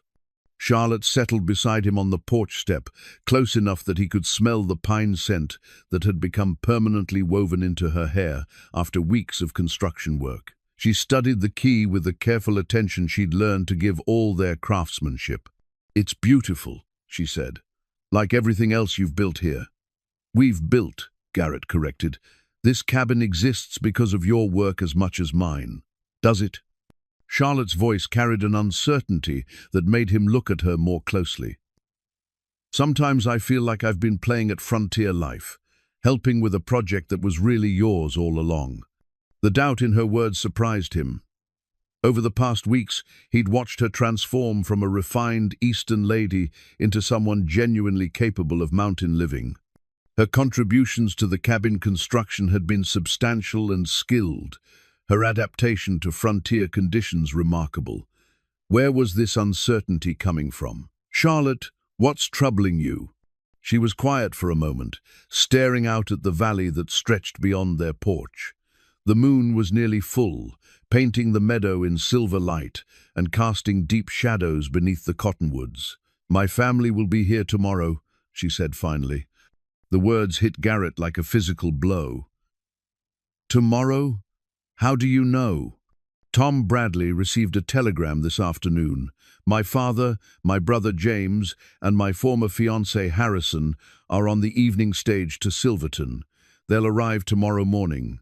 Garrett absorbed this information, understanding immediately why Charlotte had seemed distracted all day. Her family's arrival would force the moment of decision, no more gradual progress toward their shared future, but an immediate choice between the life she'd been building and the one they wanted to restore her to. "Why didn't you tell me sooner?" "Because I wanted to finish the cabin first. I wanted us to complete what we started before dealing with outside pressure."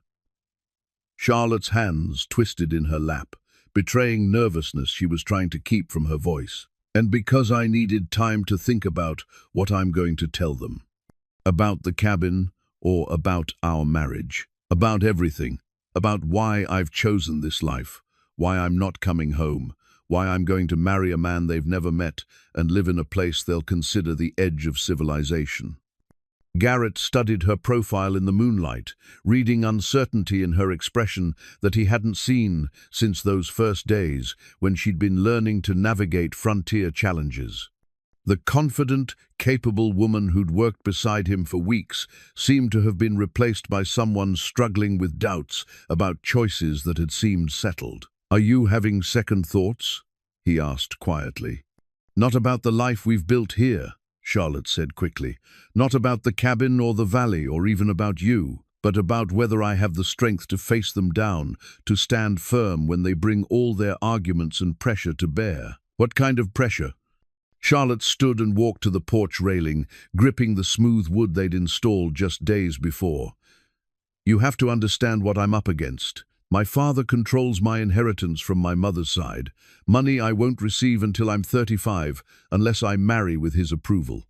Harrison Whitmore has connections throughout Philadelphia society that could make life very difficult for me if I ever tried to return. And James, my brother, genuinely believes he's saving me from making a terrible mistake. And you're worried they might be right. I'm worried they might convince me they're right. Charlotte's voice carried a vulnerability that made Garrett's chest tighten. When I'm here with you, working on our cabin, planning our life together, everything seems clear and right. But when I imagine facing their arguments tomorrow, their certainty that I'm throwing my life away, I start to doubt my own judgment. Garrett joined her at the railing, close enough to offer comfort, but careful not to crowd her while she worked through her fears. He understood the pressure she was facing better than she might imagine. His own family had tried to dissuade him from his choices after Sarah's death, arguing that isolation wasn't healing but self-destruction. The difference was that he'd had years to develop certainty about his path. Charlotte was being asked to defend choices she'd made in a matter of weeks. "What do you want me to do?" he asked. "How can I help you through this?" "I don't know." Charlotte's honesty cut straight to the heart of his own fears. "Part of me wants you to fight for me, to stand up to them and declare your intentions. But another part worries that would only confirm their belief that you're manipulating me, taking advantage of a confused woman who doesn't know her own mind. And what do you believe?" Charlotte turned to face him fully, studying his features in the moonlight as if memorizing them. "I believe you've given me the chance to discover who I actually am when I'm free to make my own choices.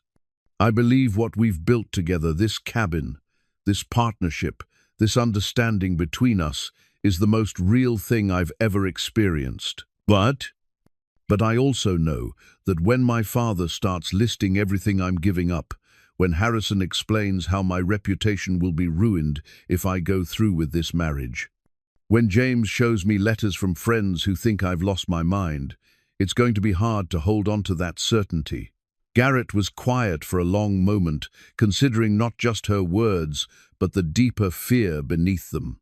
Charlotte wasn't afraid of making the wrong choice. She was afraid of not being strong enough to make the right one when it became difficult. "Charlotte," he said finally, "can I tell you what I see when I look at you?" She nodded, though uncertainty flickered in her green eyes. "I see someone who had the courage to break an engagement that would have made her miserable, even though it cost her socially and financially. I see someone who traveled across a continent to claim an inheritance most people would have sold without ever seeing.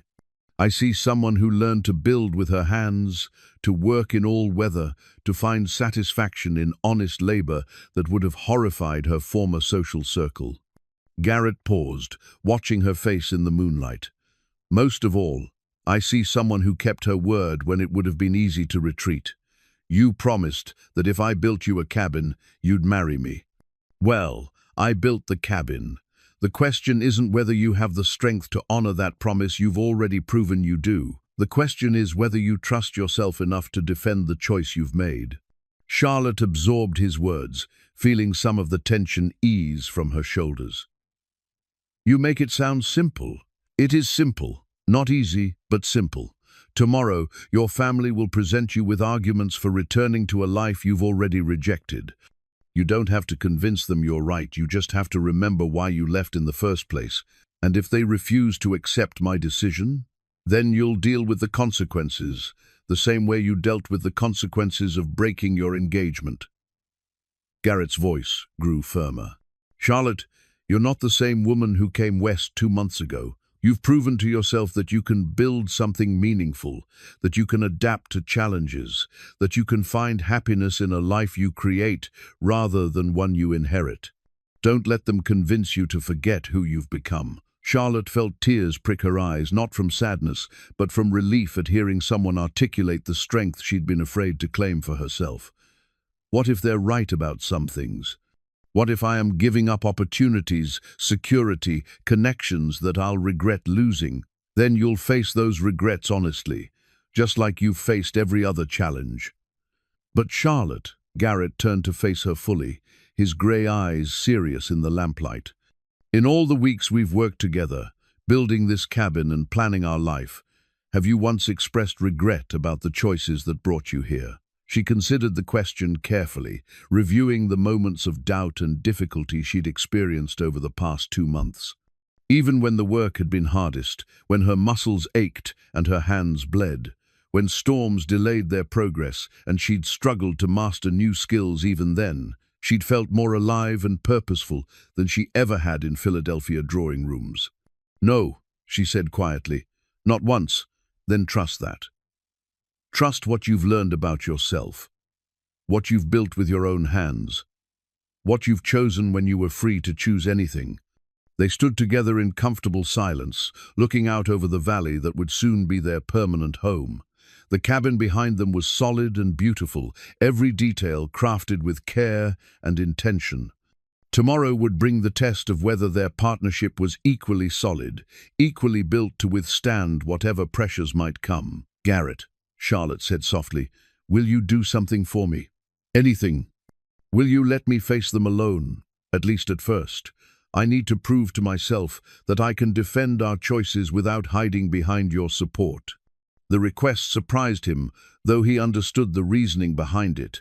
Charlotte needed to know her commitment came from her own conviction, not from his persuasion or protection. "If that's what you want, but I'll be close by if you need me."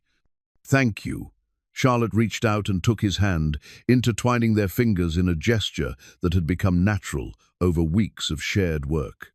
"Whatever happens tomorrow, I want you to know that these past weeks building this cabin, building this partnership, have been the happiest of my life." "Mine too," Garrett said simply. They returned to the cabin's interior, where Garrett made final adjustments to the door lock, while Charlotte examined the space they'd created together. 2 rooms plus a loft, every detail planned for both beauty and function. Wide windows framed views of the valley. The stone fireplace would warm winter evenings, and the kitchen was positioned to catch morning light while avoiding afternoon heat. But more than the physical space, the cabin represented something deeper, a tangible symbol of their ability to work together toward a shared goal, to blend her vision with his skills, to create something neither could have built alone. "It's perfect," Charlotte said, running her hand along the smooth wooden mantel Garrett had carved, with a subtle pattern of leaves and vines. "Everything we planned, and more." "It's ready," Garrett agreed, testing the door lock one final time. The mechanism worked smoothly, the wooden key turning with satisfying precision. "Now we just need to decide who's going to use it." Charlotte understood what he meant. The cabin was finished, but their arrangement remained incomplete until she made her final choice, not just about the marriage, but about the entire life they'd been building together. "Tomorrow," she said, "after I face my family, after I've proven to myself and to them that this is truly what I want, then we'll finish what we started." "Tomorrow," Garrett agreed. As they prepared to ride back to Silverton for what might be their last night as unmarried partners, Charlotte took one final look around the cabin that had become the physical manifestation of her transformation. Whatever tomorrow brought, whatever arguments her family presented, whatever pressure they applied, this space would stand as proof of what she was capable of when she trusted herself enough to build something real. The wooden key felt warm and solid in her palm as Garrett handed it to her, a tangible promise that the door to their shared future was ready to open. All that remained was finding the courage to turn it. "Ready?" Garrett asked, checking that their horses were properly saddled for the ride to town. "Ready," Charlotte replied, though her heart hammered with anticipation of the confrontation that awaited them. Tomorrow would determine whether the foundation they'd built was strong enough to support the weight of outside opposition, whether their partnership could withstand the test of family pressure and social expectations.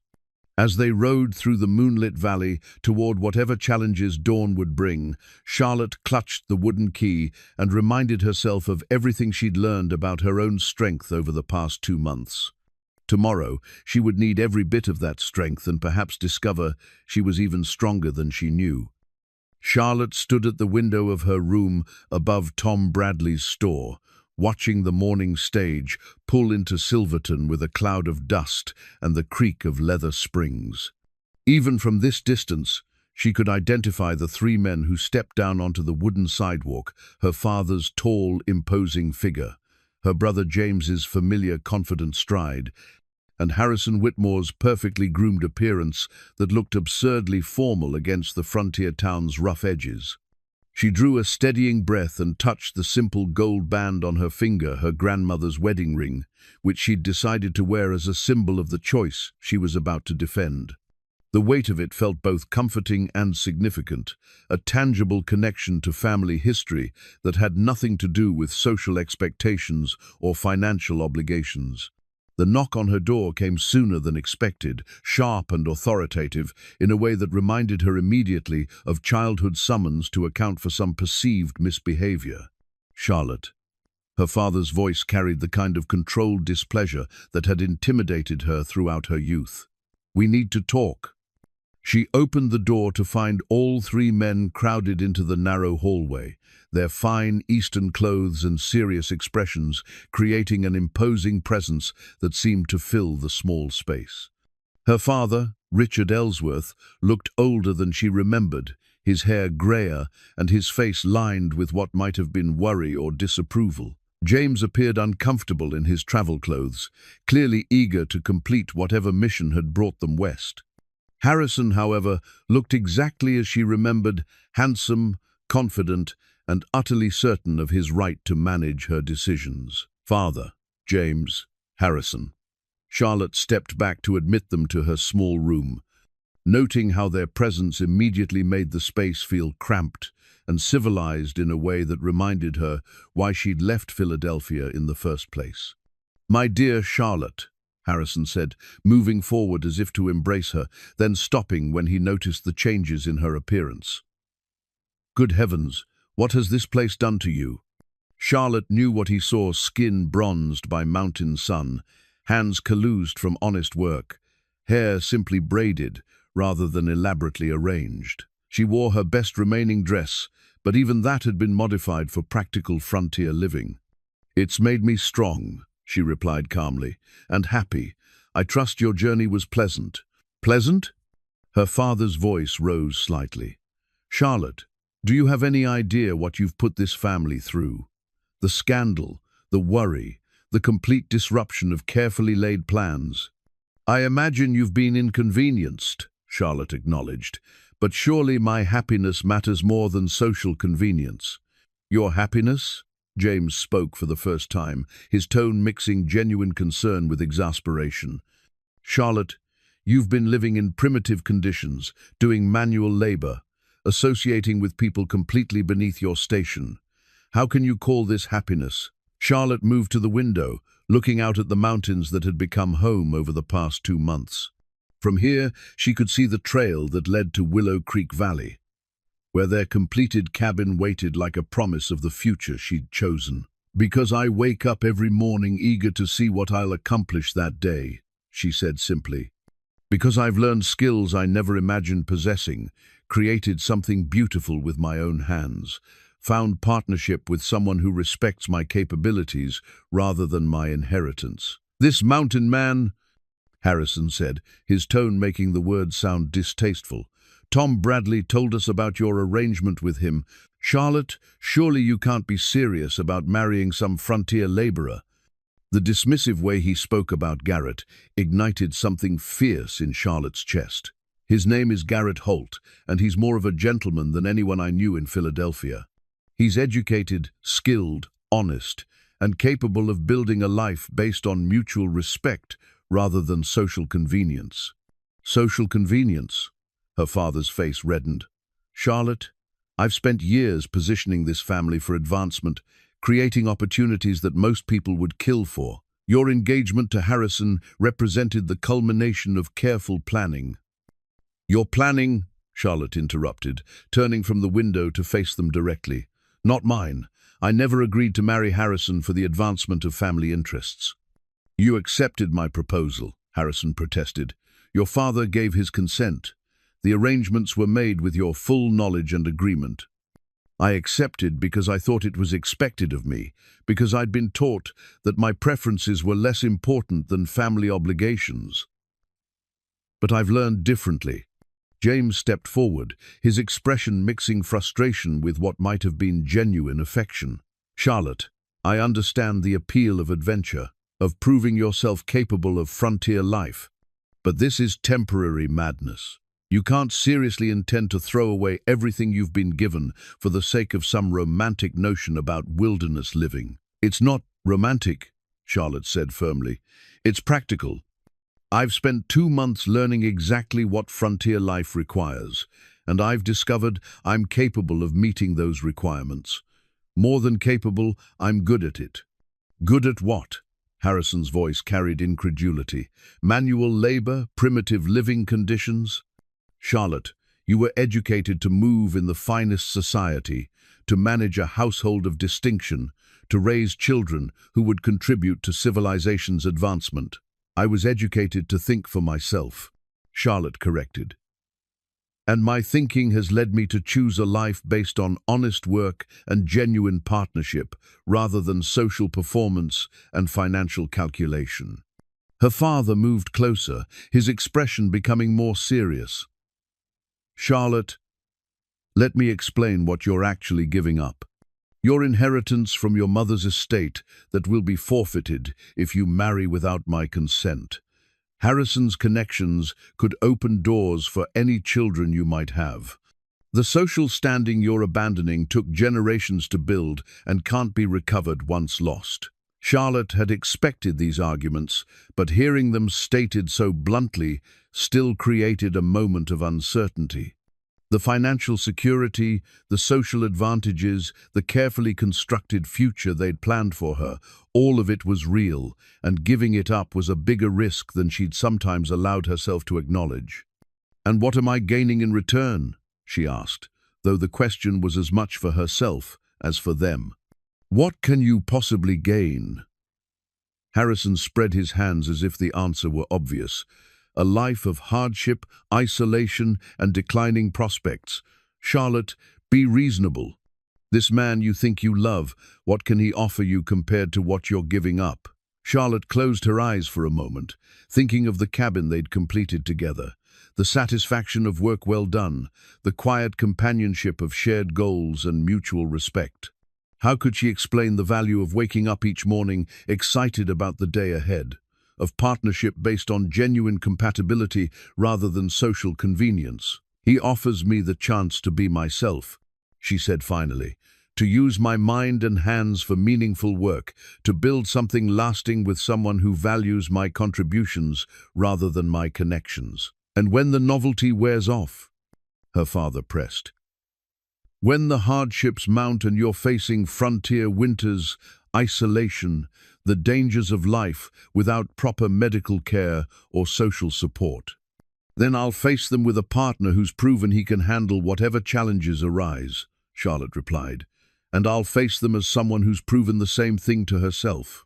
The room fell silent as the four of them absorbed the weight of what was really being decided.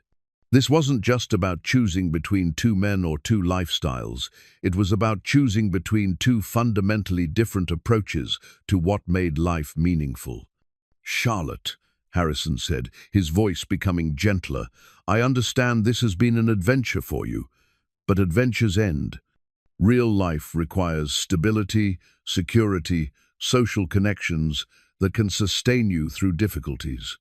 I'm prepared to overlook this episode if you'll come home with us today." The offer hung in the air between them, representing not just forgiveness, but a return to everything she'd known and rejected. Charlotte looked at each of their faces, her father's mixture of anger and genuine concern, James's brotherly worry, Harrison's confident assumption that she would ultimately see reason. "I appreciate your concern," she said finally, "all of you. But I need you to understand that this isn't an episode or adventure I'm recovering from. This is my life, chosen deliberately after careful consideration of what I want and what I'm capable of achieving." "And what about what you owe to family?" her father demanded. "To the investments we've made in your education and position." "I owe you gratitude for those advantages," Charlotte acknowledged, "but I don't owe you the right to determine how I use them." You raised me to be intelligent and capable. Surely you can respect the choices that intelligence and capability have led me to make." She moved to her small travel bag and withdrew the wooden key Garrett had carved for their cabin door. In the morning, light filtering through the window, the oak wood gleamed with the patina of careful craftsmanship. "This is the key to the home I've built," she said, holding it up for them to see. "Not just the cabin, but the life I've chosen. In 1 hour, I'm going to ride to Willow Creek Valley, unlock that door, and marry the man who helped me build it. You're welcome to attend if you'd like to understand what I've chosen, or you can return east with my regrets, but without me." The finality in her voice seemed to surprise them all, including herself.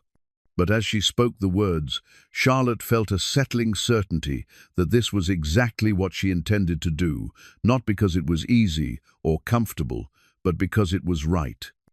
The ride to Willow Creek Valley felt different from all the others Charlotte had made over the past 2 months. Behind her rode not just Garrett, but also Tom Bradley serving as witness, and surprisingly, her brother James, who had asked at the last moment to attend what he called this momentous mistake. Her father and Harrison had returned to their hotel rooms to consider their next moves, but James's presence felt like a bridge between her old life and her new one. The morning sun painted the valley in shades of gold and green, highlighting the meadow where their cabin sat, waiting like a promise, finally ready to be fulfilled.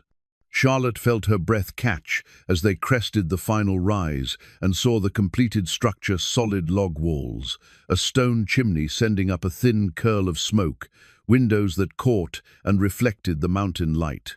"Good Lord," James breathed, reining in his horse beside hers. "Charlotte, that's actually quite impressive." "It's home," Charlotte said simply, though pride warmed her chest at his obvious surprise. Garrett had arrived earlier to light the fire and make final preparations.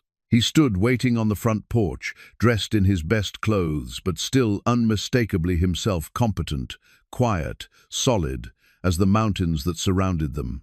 When he saw their approaching party, his face showed relief that Charlotte had come, followed by uncertainty at the presence of her brother. "Mr. Holt," James said as they dismounted, his tone carefully neutral, "I understand congratulations are in order." "That depends on your sister," Garrett replied, his grey eyes finding Charlotte's. "Are you ready for this?" Charlotte looked at the cabin they'd built together, then at the man who'd helped her discover who she could become when she trusted herself enough to build something real. The wooden key felt warm and familiar in her palm. "I've been ready for weeks," she said. "The question is whether you are." Garrett smiled then, the first truly relaxed expression she'd seen from him since her family's arrival had been announced. "I've been ready since the day you challenged me to build something worth keeping." Tom Bradley cleared his throat, looking slightly uncomfortable with his role as officiant. "Well then, I suppose we should get to it.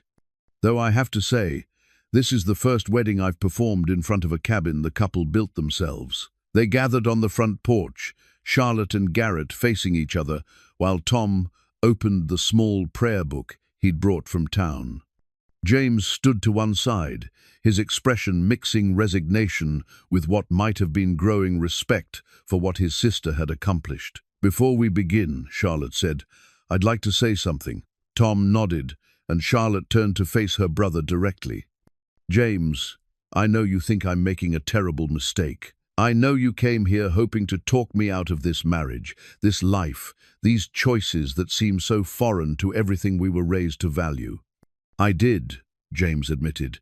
"I still think you're taking enormous risks for uncertain rewards." "You're right about the risks," Charlotte acknowledged. "I'm giving up financial security, social standing, proximity to family, and everything familiar. But I'm not making this choice blindly or romantically. I'm making it because I've discovered something I never had in Philadelphia, the satisfaction of building something meaningful with my own hands and choices." She gestured toward the cabin, its solid walls and careful craftsmanship, evident even to inexperienced eyes. "This isn't just a house, James. It's proof that I'm capable of creating the life I want rather than accepting the one others plan for me." James was quiet for a moment, studying the structure and then his sister's face. "And you're certain this is what you want, not what you're running toward to escape something else?" "I'm certain," Charlotte said firmly. "But more than that, I'm certain I can handle whatever difficulties come with it." Garrett stepped forward, extending his hand to James. "Mr. Ellsworth, I can't promise your sister an easy life. Frontier living is hard, and there will be challenges we can't anticipate. But I can promise she'll never lack for respect, partnership, or the freedom to be exactly who she chooses to be." James studied Garrett's face, reading sincerity in his expression and competence in his manner. "And you're prepared to marry a woman who has other options? Who could leave if she changes her mind?" "I'm prepared to spend my life proving she made the right choice," Garrett replied. "But ultimately, the choice will always be hers to make." Charlotte felt tears prick her eyes at the honesty of his answer. This was exactly why she'd chosen him, not because he needed her or wanted to control her, but because he valued her enough to trust her judgment, even when it meant risking his own happiness. "James," she said softly, "will you give us your blessing?" Her brother was quiet for a long moment, looking out over the valley that would be her home, then back at the cabin that represented her newfound competence and independence. "I think you're both slightly crazy," he said finally, "but I've never seen you look happier or more confident than you do right now. So yes, Charlotte, you have my blessing." Tom Bradley cleared his throat again. "Well then, let's proceed. Garrett Holt, do you take Charlotte Ellsworth to be your lawfully wedded wife, to have and to hold, for better or worse, in sickness and health, for as long as you both shall live?" "I do," Garrett said, his voice steady and sure. "Charlotte Ellsworth, do you take Garrett Holt to be your lawfully wedded husband, to have and to hold, for better or worse, in sickness and health, for as long as you both shall live?" Charlotte looked at Garrett's face, reading in his grey eyes the same mixture of hope and determination that had driven her to risk everything on a single impulsive challenge. But it wasn't impulsive anymore. It was the culmination of weeks of shared work, growing understanding, and mutual respect that had proven itself stronger than doubt or outside pressure. "I do," she said clearly. "By the authority vested in me by the territory of Colorado," Tom announced, "I now pronounce you husband and wife. Garrett, you may kiss your bride." Garrett stepped forward and took Charlotte's hands in his calloused palms, meeting calloused palms, in a gesture that acknowledged everything they'd built together. When he kissed her, it was gentle but certain, a promise sealed rather than a beginning ventured. James stepped forward and embraced his sister, whispering in her ear, "I hope you'll be very happy, Charlotte, and I hope you'll write to let us know how this grand experiment works out." "I will," Charlotte promised. "But James, don't think of this as an experiment. Think of it as me finally becoming who I was meant to be all along." Charlotte turned to the cabin door, fitting the wooden key into the lock Garrett had crafted with such careful precision. The mechanism turned smoothly, and the door swung open to reveal the space they'd created. Together, 2 rooms and a loft, every detail planned for both beauty and function. But more than the physical space, the open door represented the future they'd chosen to build together, based on honest work, mutual respect, and the courage to trust that some promises were worth keeping regardless of what they cost. As they crossed the threshold together, Charlotte felt the settling satisfaction of a choice well made. Behind them lay the security and conventions of her old life. Ahead lay the challenges and rewards of the life they would build together. The foundation was solid, the walls were strong, and the future was theirs to shape. The hearthstone glowed with warm firelight, welcoming them home to the life they'd built log by log, choice by choice, promise by promise. Outside, the mountain valley stretched peaceful and enduring, ready to shelter whatever storms might come. Inside, Charlotte and Garrett began the careful work of building a marriage as solid and lasting as the cabin that would house it.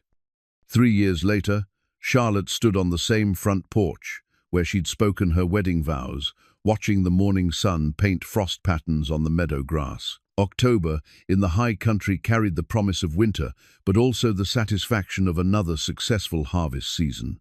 The root cellar was full of preserved vegetables, the smokehouse held enough meat to last until spring, and the woodshed contained split logs stacked with the precision that had become second nature to both her and Garrett.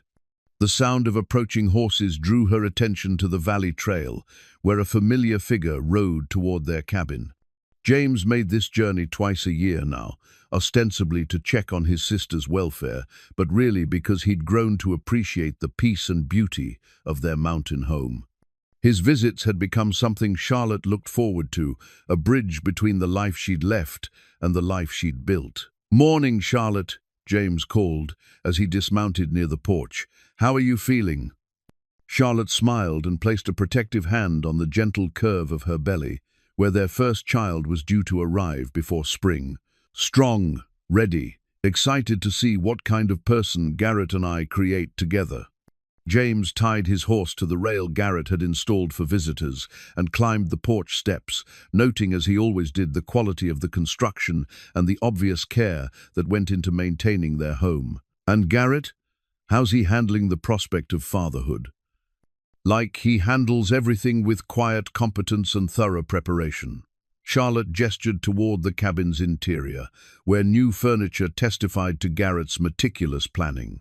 "He's built a cradle, baby furniture, and reorganized the entire cabin to accommodate our growing family. Speaking of which, where is my brother-in-law?"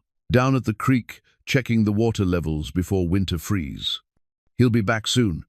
Charlotte settled into one of the rocking chairs Garrett had crafted for the porch, enjoying the morning warmth before the day grew cold. "Tell me about home. How are father and mother adjusting to their scandalous daughter's frontier adventure?" James laughed, settling into the chair beside her. "Better than you might expect. Father's taken to boasting about his daughter who tamed the Colorado wilderness, though he's careful about which social circles he shares that story with. Mother sends her love and approximately 50 pounds of baby clothes she's been knitting for the past year. And Harrison? Married Sarah Pemberton last spring. He's running for city council and speaks occasionally about the importance of strong families and traditional values. I don't think he mentions his former engagement to a woman who chose frontier life over Philadelphia society." Charlotte nodded, feeling nothing but contentment at news of her former fiancé's conventional success. "I'm glad he found what he was looking for. We both did, it seems." The morning passed in comfortable conversation, James sharing news from Philadelphia, while Charlotte showed him the improvements they'd made to their property: an expanded garden, new outbuildings, a small orchard that would bear fruit in another year or two. When Garrett returned from his creek inspection, the three of them shared a lunch of fresh bread, preserved fruit, and cheese Charlotte had learned to make from their 2 milk cows.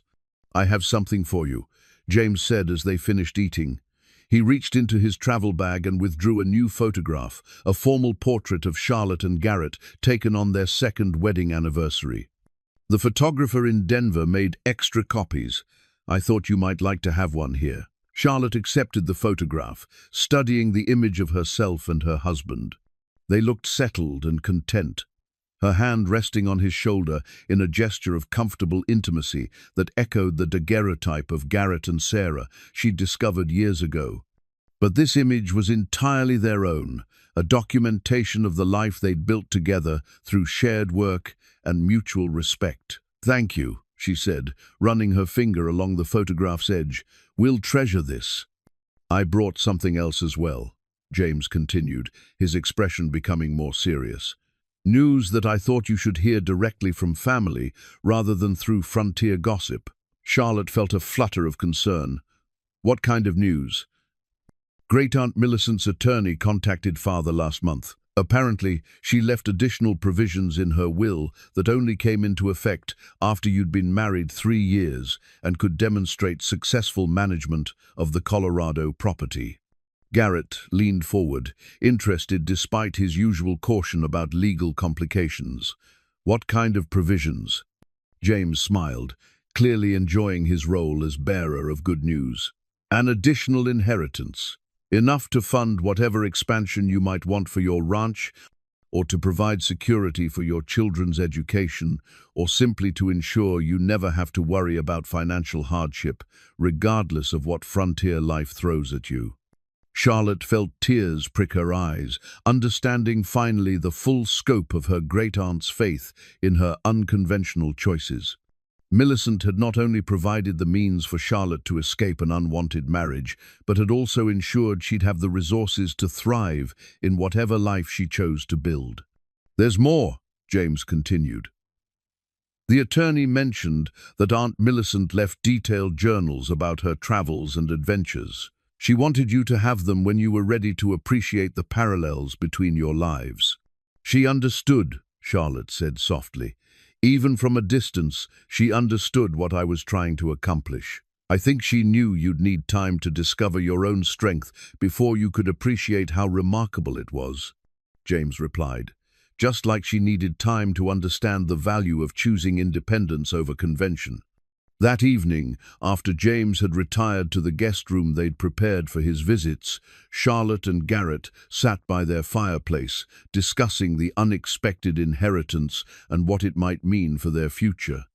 "We could expand the ranch," Garrett suggested. "More cattle, maybe even that sawmill operation we've talked about. Or we could simply live as we have been," Charlotte replied, "knowing that our children will have opportunities we can't even imagine yet." Garrett studied her face in the firelight, reading contentment in her expression that had only deepened over their 3 years of marriage. "Any regrets about the choices you've made, the life you left behind?" Charlotte considered the question seriously, as she always did when Garrett asked about her commitment to their frontier life. Over 3 years, they'd faced challenges that had tested everything from their physical endurance to their emotional resilience, severe winter storms that isolated them for weeks, a drought that threatened their first year's crops, illness that required days of travel to reach medical care. But they'd faced every challenge together, their partnership deepening with each obstacle overcome. Charlotte had discovered reserves of strength and competence she'd never suspected, while Garrett had learned to trust that happiness could be built and protected and relied upon to last. "None," she said firmly. "Not about choosing this life, this place, this partnership. I wake up every morning grateful for the courage to honor a promise I made in laughter, but have kept in absolute seriousness. Even with a baby coming, even knowing how much more challenging frontier life becomes with children, especially with a baby coming." Charlotte placed her hand on her belly, feeling the gentle movement of their child. "I want our children to grow up, understanding that life's most meaningful accomplishments come from building something real with your own hands and choices. That happiness isn't something you inherit or have provided for you. It's something you create through honest work and genuine partnership." Garrett reached over and covered her hand with his, both of them feeling their child's movement beneath their joined palms.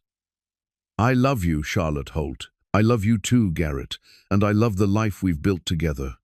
Outside their cabin, winter wind whistled through the valley, but inside, warmth from their carefully tended fire filled the space they'd created together. The photograph from Denver sat on the mantel beside other treasures: Charlotte's journal from their cabin-building days, the wooden key Garrett had carved for their door, pressed flowers from their wedding day, and letters from family who'd gradually come to understand and respect the choices that had seemed so shocking 3 years ago. Charlotte looked around the cabin that had begun as a dare and become a home, thinking of all the storms it had weathered and all the joy it had sheltered. The foundation was solid, the walls were strong, and the future stretched ahead with the promise of children to raise, challenges to meet, and love to deepen through years of shared purpose. Sometimes the words we speak in jest become the promises that change our lives forever. But sometimes, if we're very fortunate, those promises become the foundation for happiness that lasts not just for seasons or years, but for the lifetime of love they make possible. In the Colorado wilderness, a wealthy woman's playful challenge had become something far more precious, a marriage built log by log, choice by choice, on the solid ground of mutual respect and the courage to build something real together.